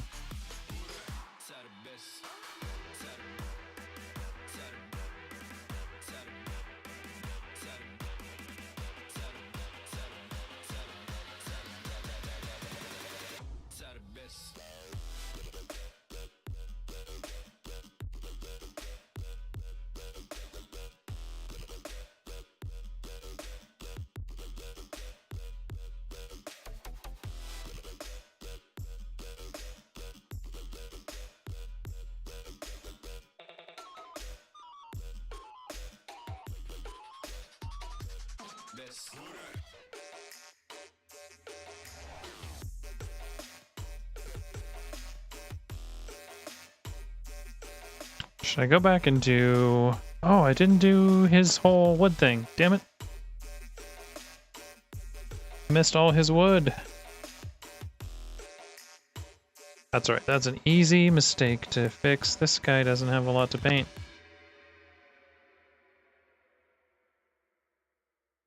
I don't know if I like that. I almost need to go in and put maybe some black in there to pull those teeth out, give him some contrast. This guy.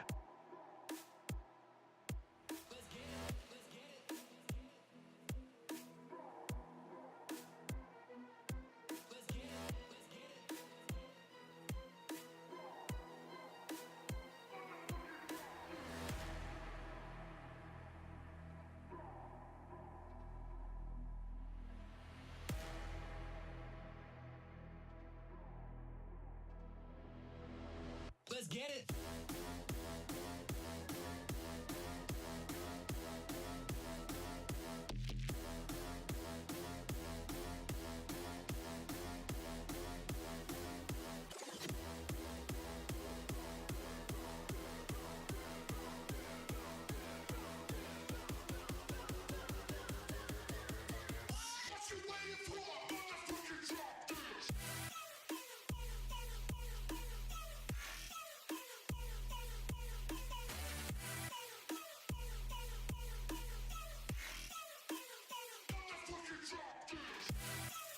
There's always something you go back and you're like, oh hey.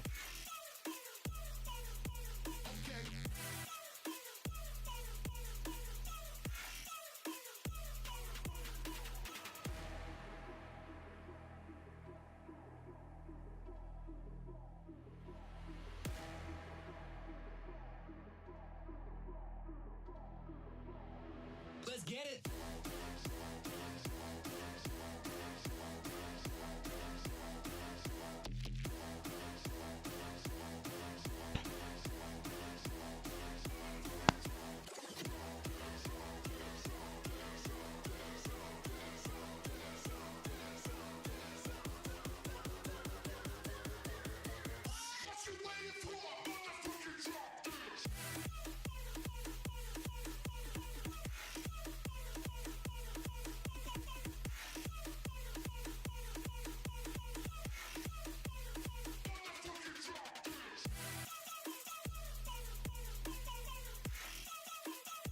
A couple little spots underneath there.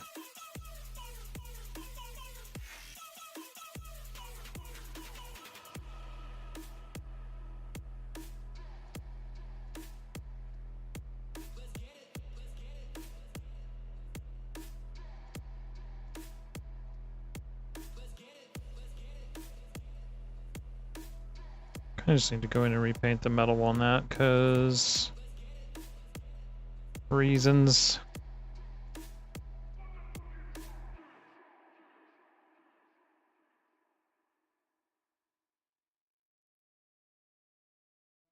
Okay. That's fixed. And now, let's see. Quick break here before they play that song again. I'm gonna change this up.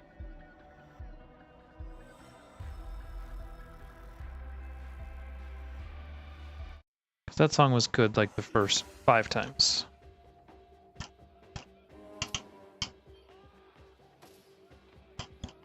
After that, it got a little repetitive.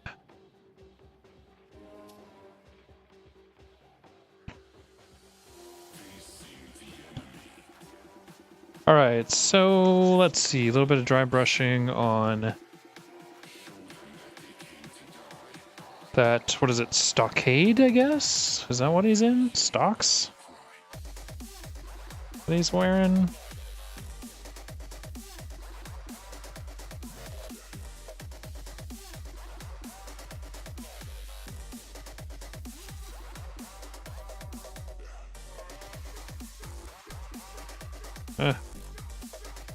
Still a little bit too much paint.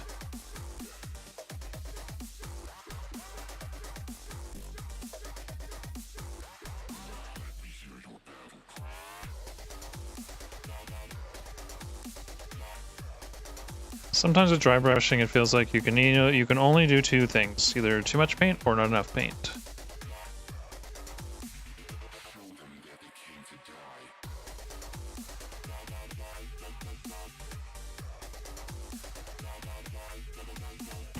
And that's how it's going to be right now.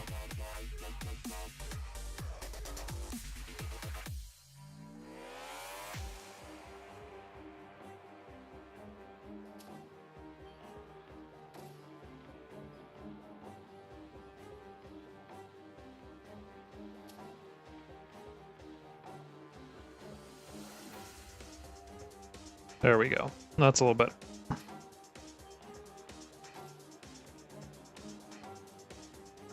And we'll go back with some Agrax Earthshade on there. We're getting to that point in the project where we're juggling like 5 different brushes and 27 different paints. Just because you've got gone back and forth on so many different things here.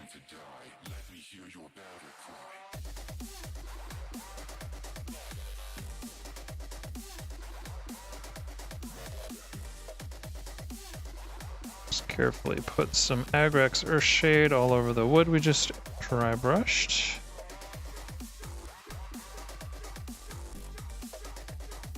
That'll look très sexy. Alright. Yep. I like the way that that's shining through. Darken up the brown part.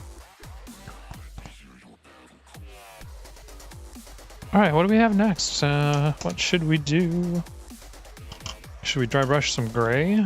Gray looks like a promising one. We need to do up a bunch of tombstones really quick. I got like a nice little spot right there for some gray paint.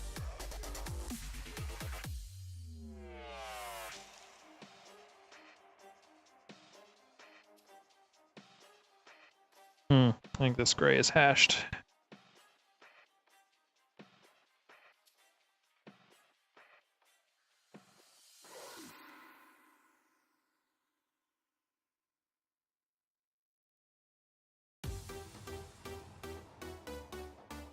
Sad, that's a perfect gray for what I want to do. Let's see what else I have that's anywhere close. So that was Filthy Cape. I swear I have another Filthy Cape. stone golem is going to be a little too bright. Well, I thought I did.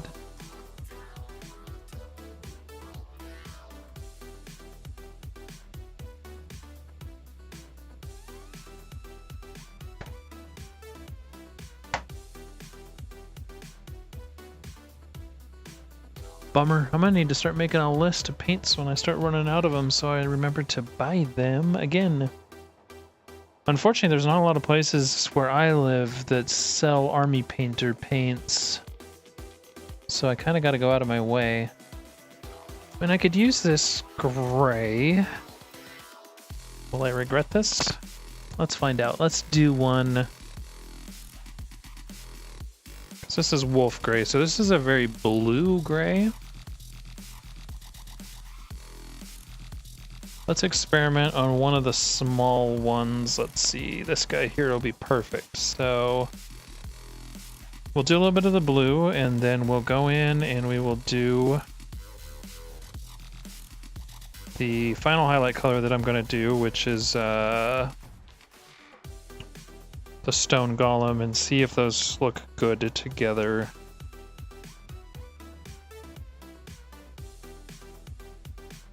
Yeah, I think this will actually be pretty passable for what we're doing here.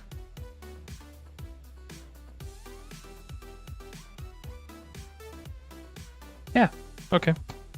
And so then that with a little bit of stone golem.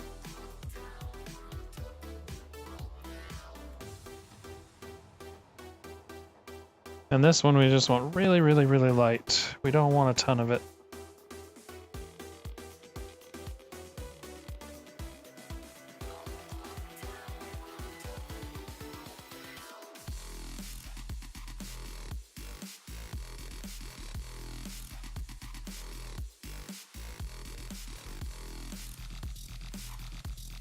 Just like that. Okay. I'm happy with that. Where's the other guys that have tombstones? There are 6 of you. Stupid no-hand ghost.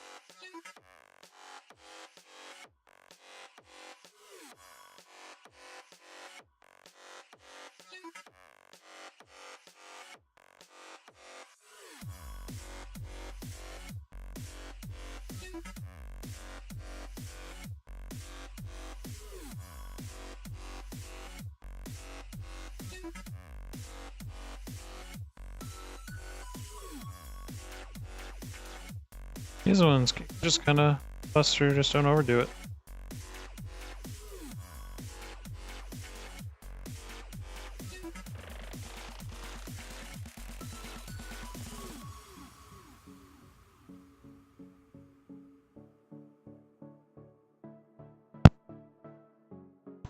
He's very protective of his tombstone.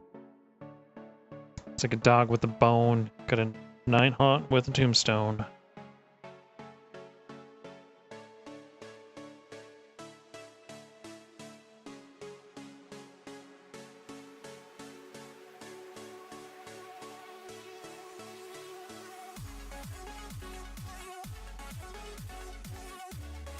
It's not even his grave either. He just really liked it. Thought it was a cool, cool design.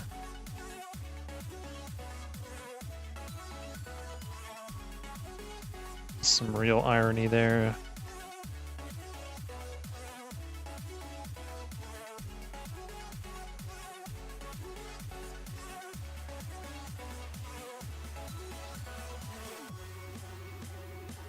Just kind of brightening up the very tops, trying a technique where you make the top brighter than the bottom to kind of draw the eye to it. Let's see if it looks good. Since we're just kind of screwing around here with these.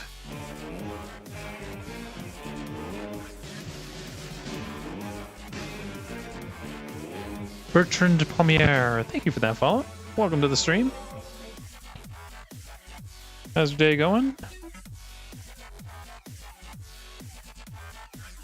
Thank you, man. Just been having fun with these. I really love these Nighthaunt models. They look so good. They're just really fun to paint.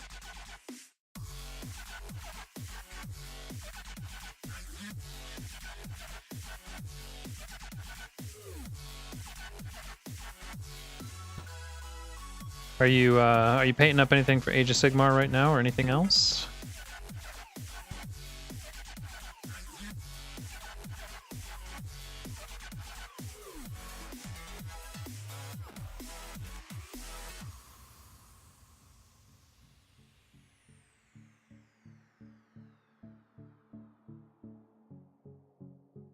A little bit of bright.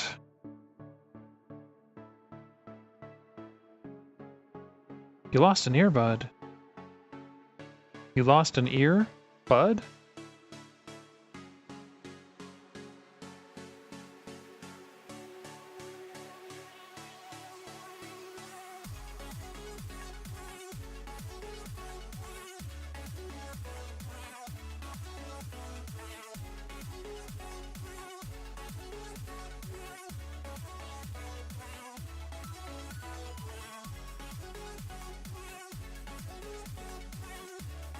I was just using really bad punctuation to make that sound worse than it really was.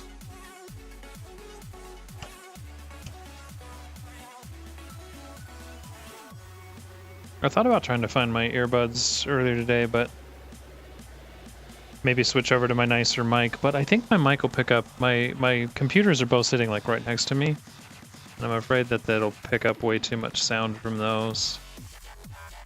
This little mic sounds kind of crappy, but it also doesn't pick up a lot of ambient noise in the room. That frickin' Yeti picks up everything. That thing is a beast.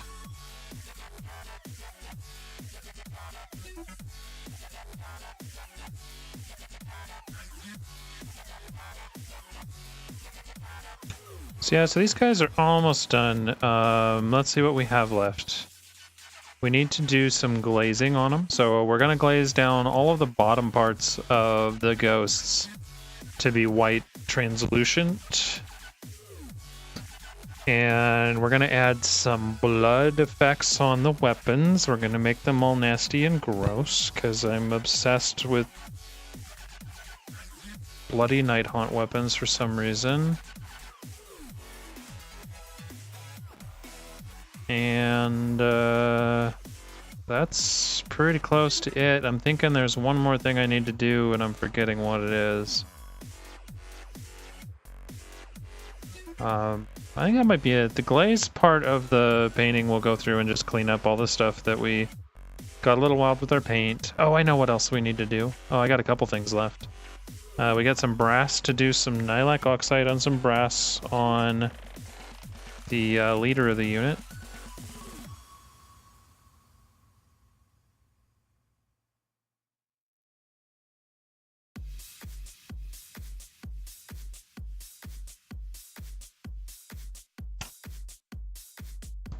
So we'll actually probably do that next.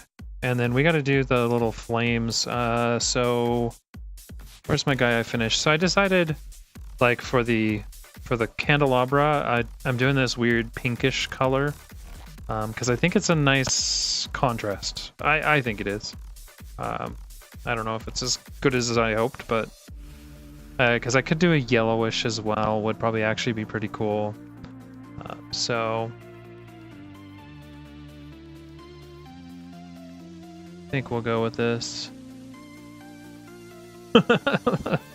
Thank you, I appreciate that.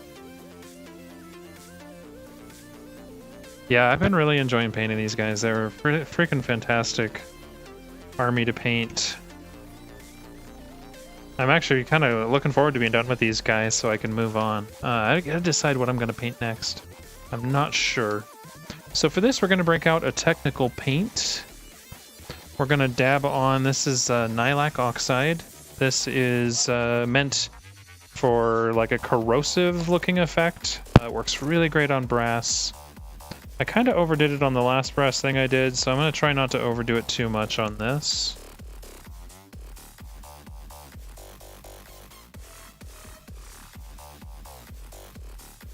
And that's a candlestick. I don't need to put it on the candlestick, but I did anyway.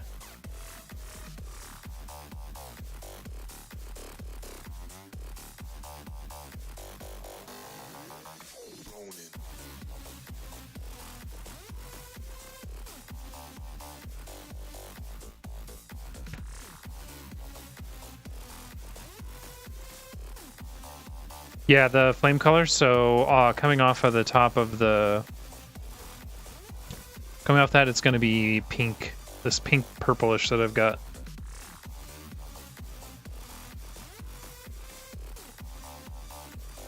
So that's going to be the same color as I did here, where it's purplish, pink into white.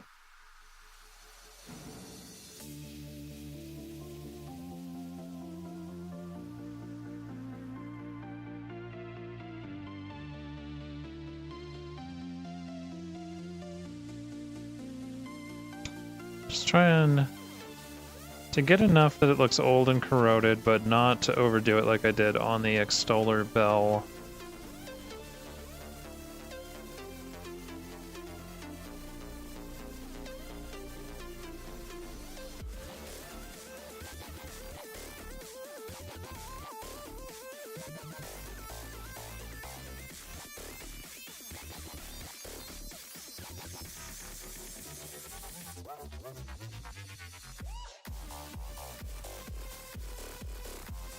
There we go. I think that's about right. Makes that look old and grungy and fits with the rusty steel motif that we've got going.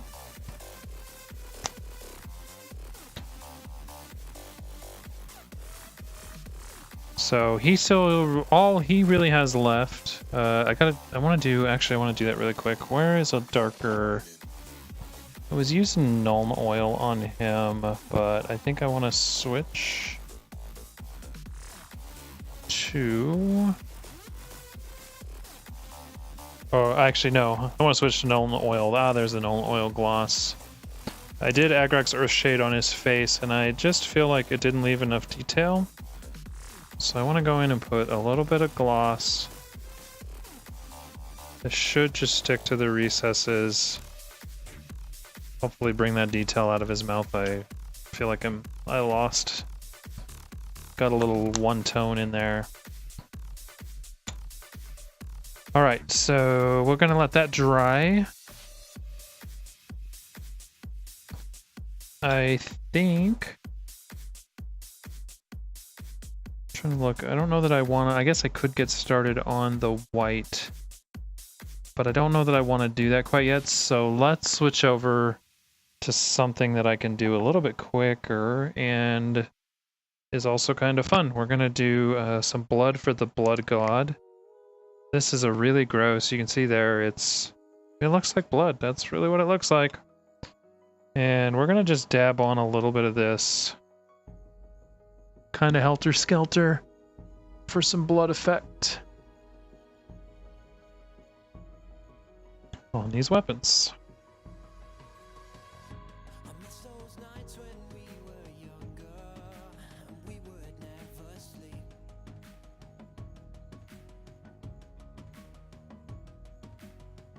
So let's forget about tomorrow and live for tonight while we're free.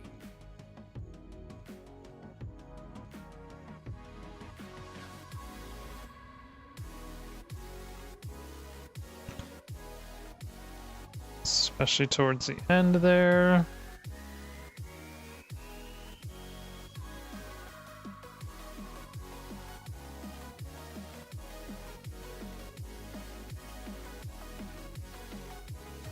And we're just gonna gross all these weapons up here.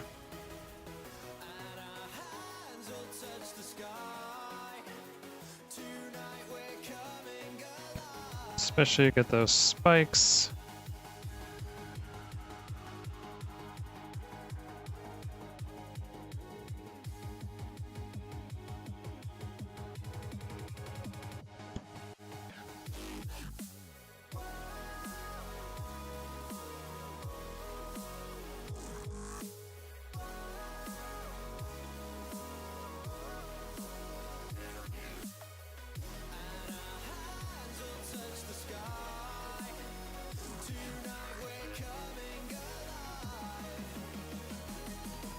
There's just something super gross about bloody, rusty weapons.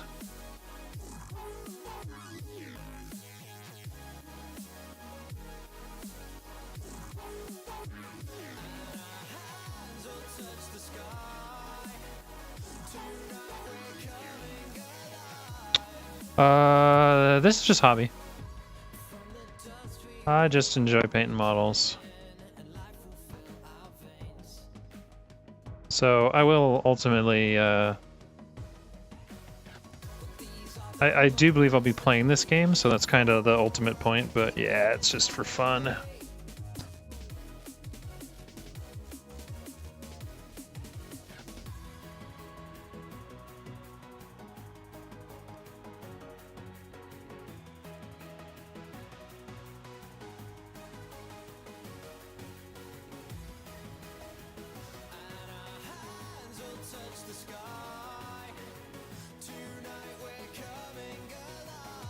So are you painting anything right now, Bertrand?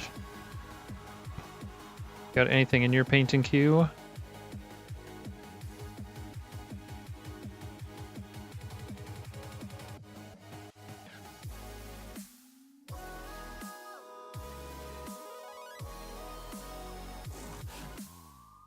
Ah, okay.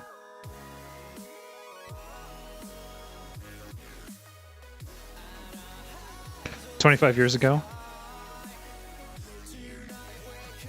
That's almost when I started, but I didn't really keep up with it over the years.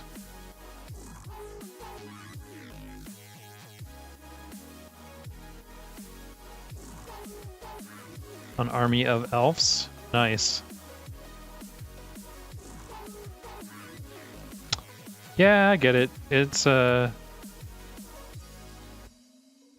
definitely something that takes a lot of practice, and you gotta be patient. Okay, yeah, I really like how these came out. Not to pat myself on the back, but I'm actually pretty happy with those. Still gotta do the bases, still gotta do the white glazy wispiness to give them their final highlight, but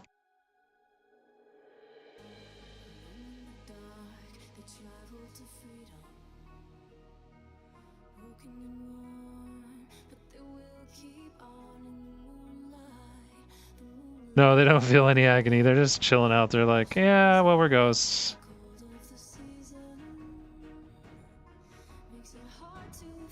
Yeah, the green we're going to add a bunch of white to try to make them look more translucent. I have an example. Where is he? Where's my guy that's almost done? So, and actually he needs even a little more, but you can see like here how on these tips here he's whiter than these guys are. And actually I'll probably even add a little bit more, but just kind of give him like a fade out sort of look. And we got to do that for the whole unit, so that'll be the last step of this excursion here.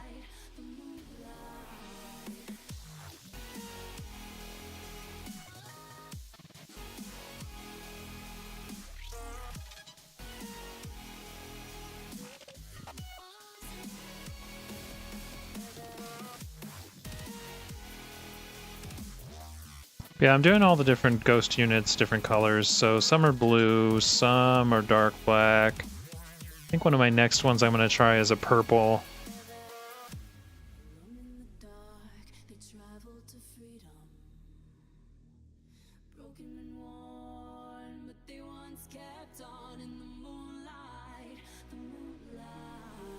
Oh, I've probably got like 100 or so colors of paint. I've been collecting paint for a long time.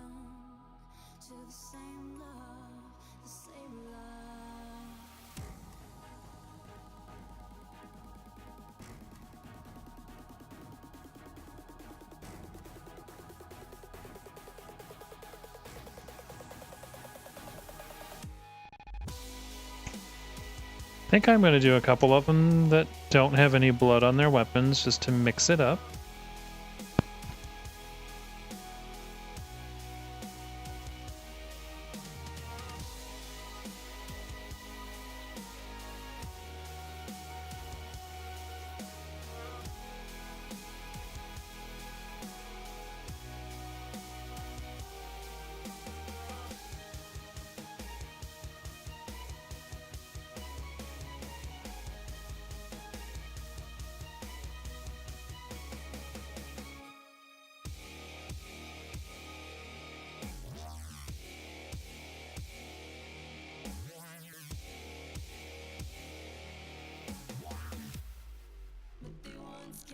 And I gotta do something with his candelabra there too.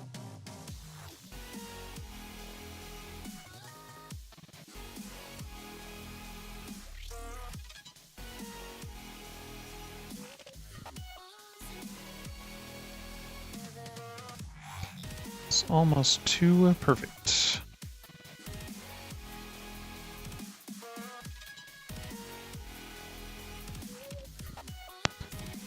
Stab all that on. Last one.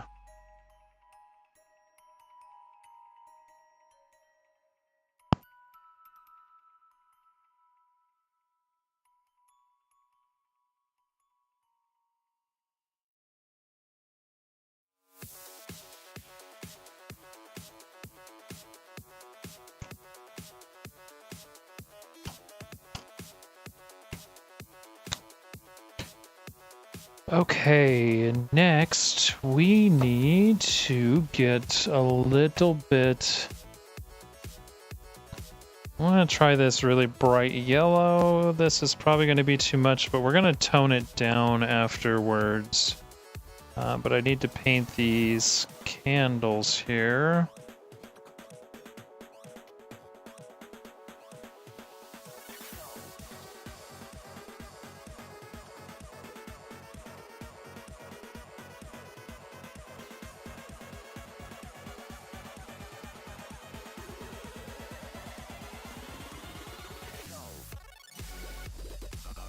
I guess I saw one version of this where they did the candles black, and that was actually kind of cool.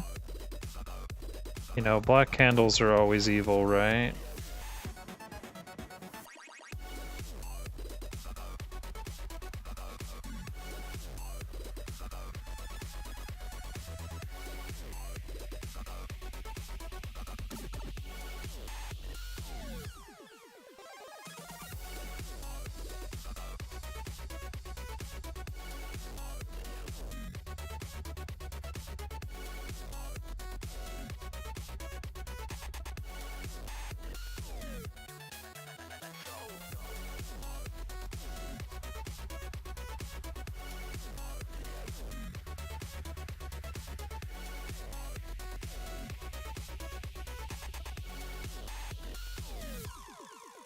And then we will put where? I think some soft tone from Army Painter to mellow that out a little bit.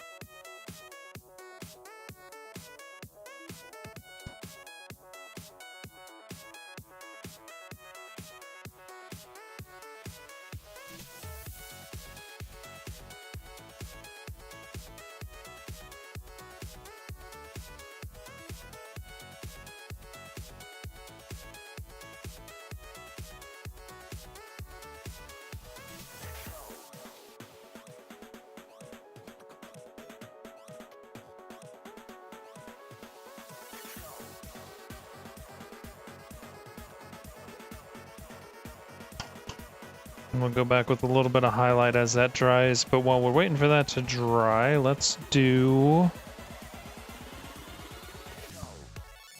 the flame parts here.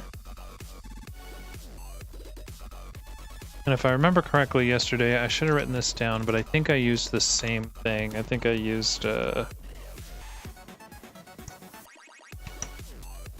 soft tone for the shade on the magenta, so should work again today.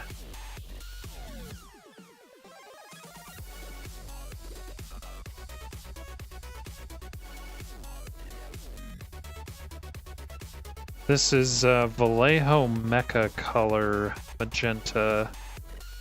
When I saw it, I was like, oh my god, I've got to have that because it's just such a ridiculous color. And I've used it on some Infinity models, and now I've found an excuse to use it on these guys too. Actually, I should probably do a whole series of ghosties in this color. What do you guys think? Think that'd be good? I think so. I'll give it a try. I don't know who. Maybe my spirit hosts. Should my spirit hosts be pink?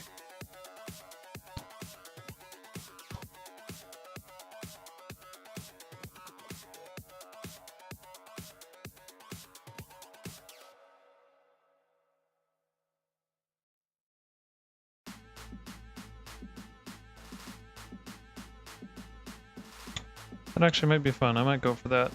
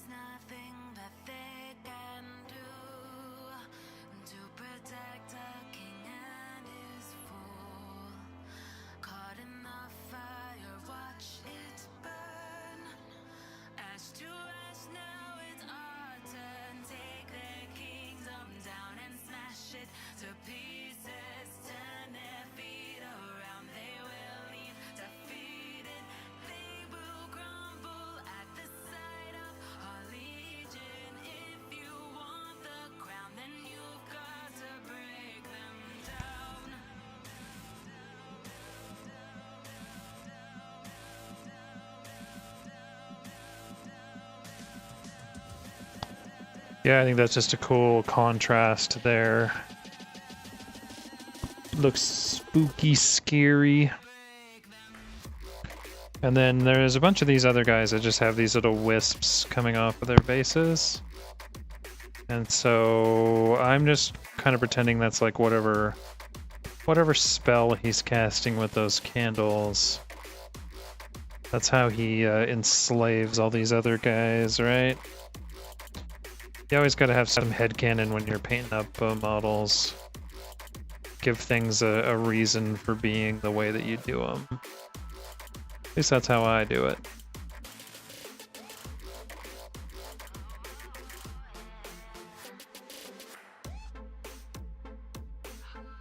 And they don't all have wisps, but most of them do.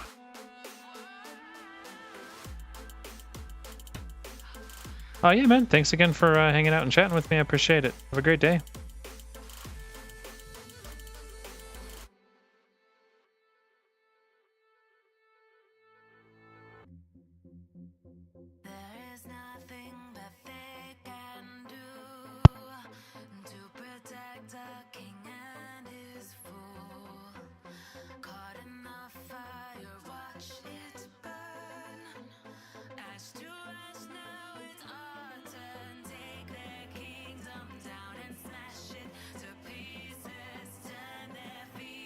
And so doing stuff like this too just kind of helps tie the unit together, gives them even more common theme, I feel.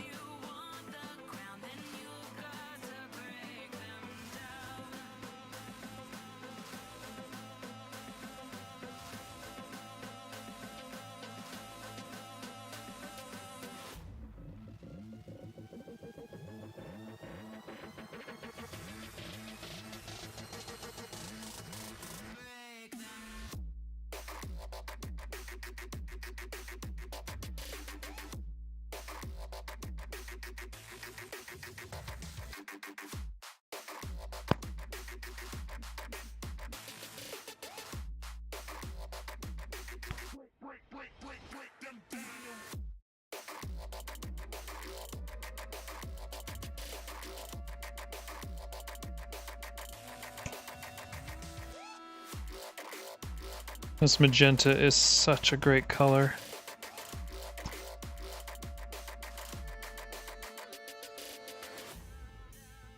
And thankfully it goes on over that green really easy.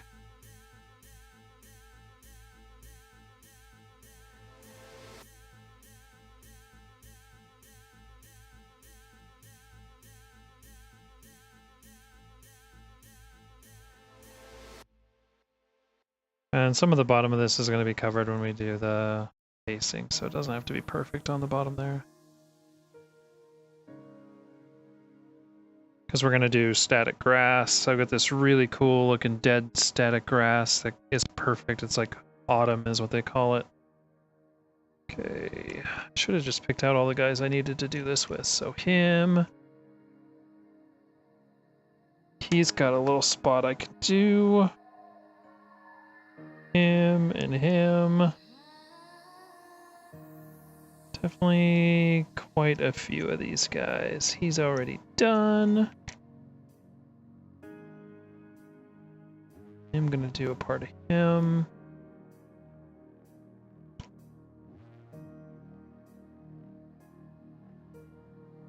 Okay. Ooh, way too much paint there.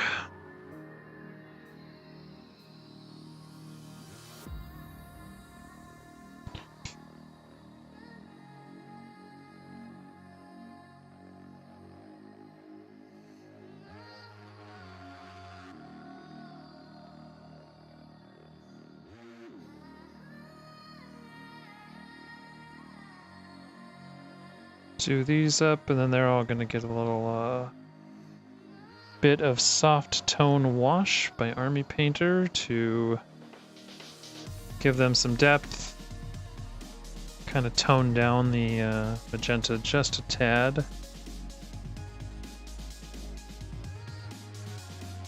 Okay, so let's separate these guys all.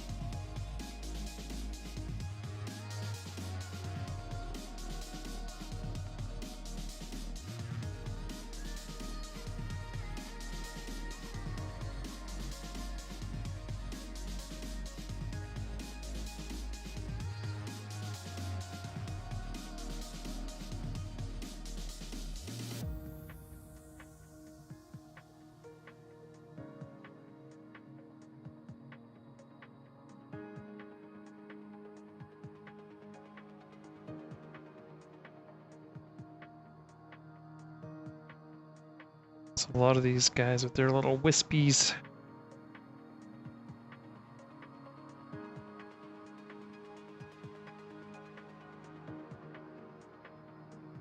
It's the dark magic. One of the parts of the story of this game is that the death magic is purple. So, I don't know, this is like happy death magic because it's like a light purple, I guess. The magenta, it's a happy purple.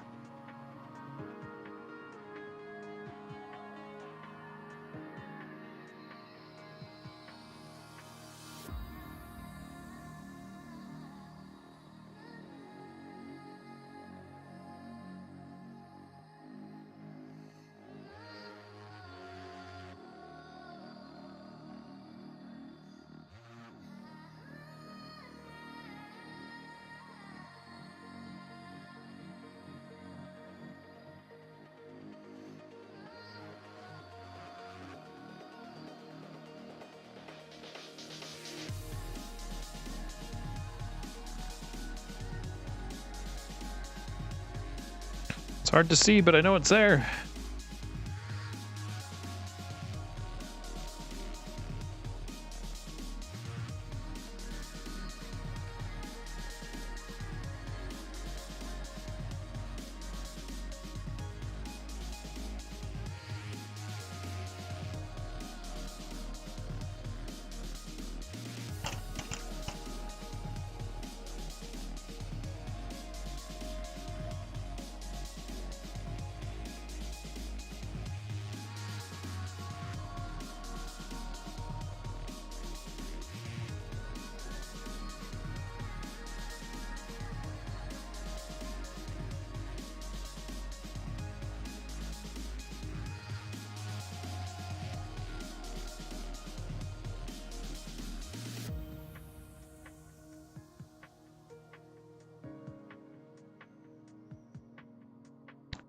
Yeah, I've got about 1 more hour to do while I do the highlighting with the really glazy, like a light gray that I'm going to use on these guys. I've got some stone golem that I'm going to use. I think Ulathan Gray is the comparable one in the GW range. That's going to be it. We're going to be ready to base some. I will probably do that last part sometime this week. I'd really like to get these off the painting table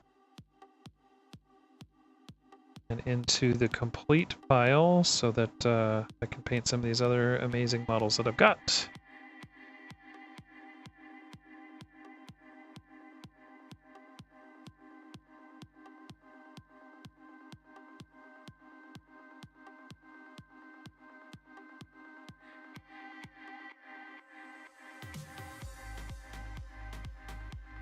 This one, I'm just gonna do this one little teeny tiny one. The rest belongs to the big ghosty.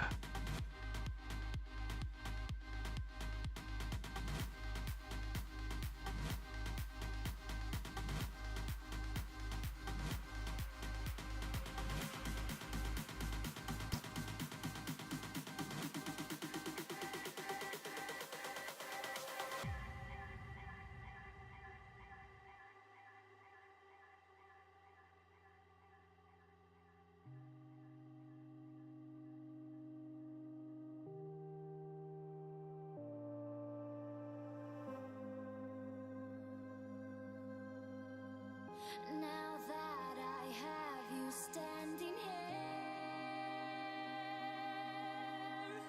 here, And last little dude. confess my sin. I've always loved you ever since the day we shared. Okay, so there's that. We are going to go in and add some light tone to this. And honestly, I think we're going to call that palette done. Dead. This one will probably curl up on me, but that's okay.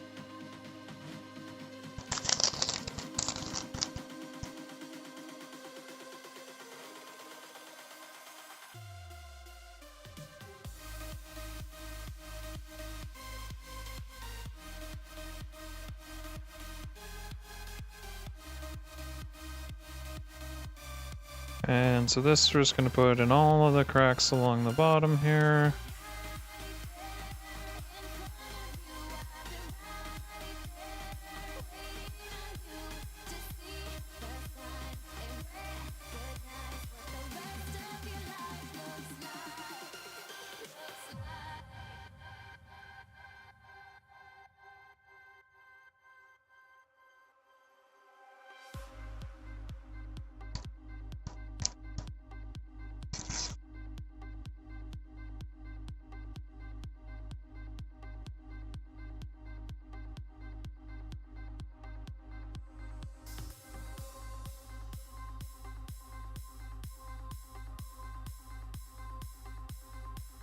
This should be just a super quick step.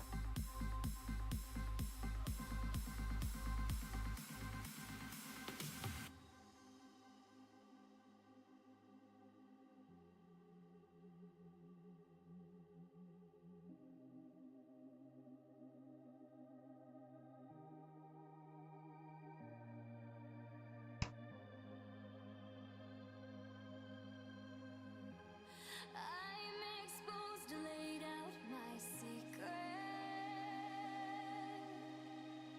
Just trying to get this to cover everything, to kind of change the tone a little bit, pull in the cracks.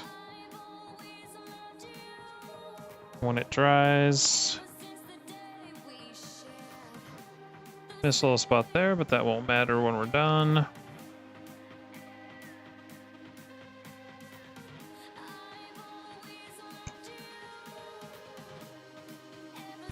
I know it seems a little weird we're using this as a wash for this red, but it works. Or it will work by the time I'm done with it. That's what I did on the other one, and that's what I did on this one, and you can just see that a bit of darkness down in there, which kind of gives it an unnatural look, which is what you want. It's not natural, it's death evil flame. From the Plain of Shaiish. Which, for those of you unfamiliar with the lore of this game, is where the Lord of Death, Nagash, lives and summons all these evil minions from something like that. Okay, so we got that done. The next thing we need to do is a little dab of bright yellow. Just to add a tiny bit of highlight on the candles. Really just kind of around the tops there.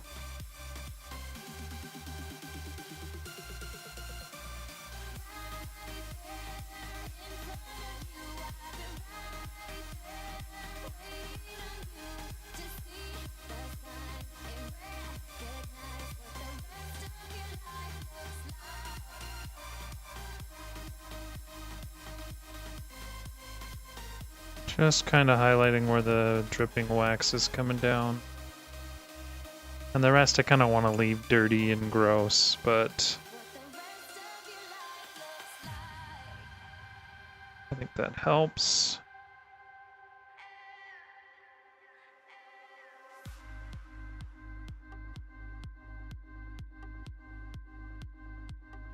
So there's him. One of these days I'm going to learn how to paint, keep it like centered the whole time. Can tell I'm still a noob at this. But I think that puts us in a pretty good place. So what did we do today? We did the rest of the rust. So we completed the rust, we completed the faces. We did the gravestones on the guys that had gravestones. We put blood on the nasty bloody weapons. Got the little pink flame stuff down. Finished the candelabra with the Nylak oxide, so it looks all gross now. Next will be our cleanup phase where we're going and get rid of little bits like that. And we'll go through and lighten the whole model up to give him more of a white translucent look. We'll finish off the flames. They're going to go out to a really kind of a white, like this is here. So that's the ultimate goal with that. And then they'll be done. That's effectively complete and finished for these. For now, I'm just going to hang out for a minute and chat with you guys and clean up my brushes. And that's going to be it. Alright, well, I hope you guys are getting something out of this. I'm enjoying having everybody to hang out with and chat while I get all of these painted. What's next? I got a bunch of great models on my paint table right now, and I'm trying to decide what we're going to paint next. Could be some spirit hosts I've got. I've also got some of the cool character guys that I could do. Ultimately, I plan on painting them all.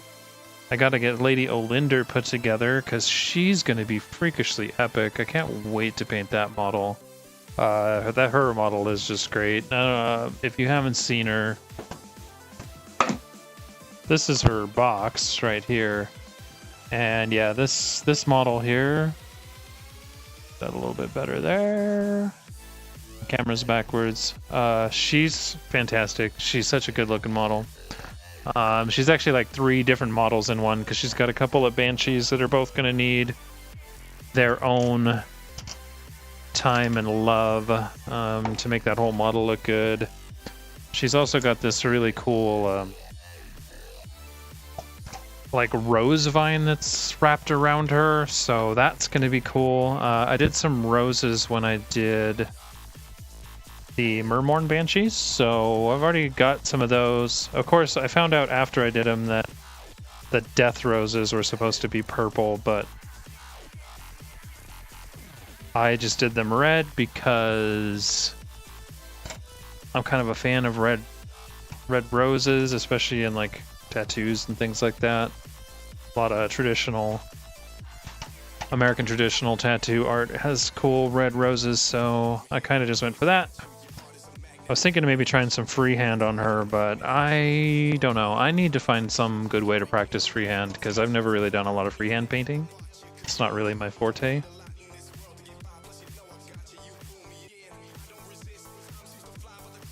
But yeah, so I still haven't put her together. So I'm gonna go back, probably work on some of that tonight. Because I want to get some of that finished. Got some more Reapers that I need to do. And by the time I get all these models that I got on my table put together, it's probably going to be about time for more releases, because man, Games Workshop is just releasing so fast right now. It's freaking crazy. I've got pretty much all of the next releases that come out for Games Workshop I want. The guy on the Undead Griffin is a crazy model. So freaking good. And then this is just the stuff I clean brushes with. And then there's the two like Wraith Horsemen, which I gotta go look up and see what they actually do. But the models are great.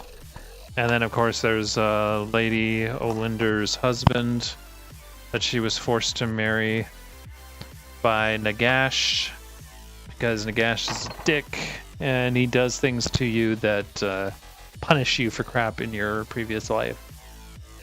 So yeah, she's got that. But cool, that's it for me for today. Thanks everybody for hanging out and watching. Don't forget to like, and if you are seeing this on YouTube, hit that subscribe button.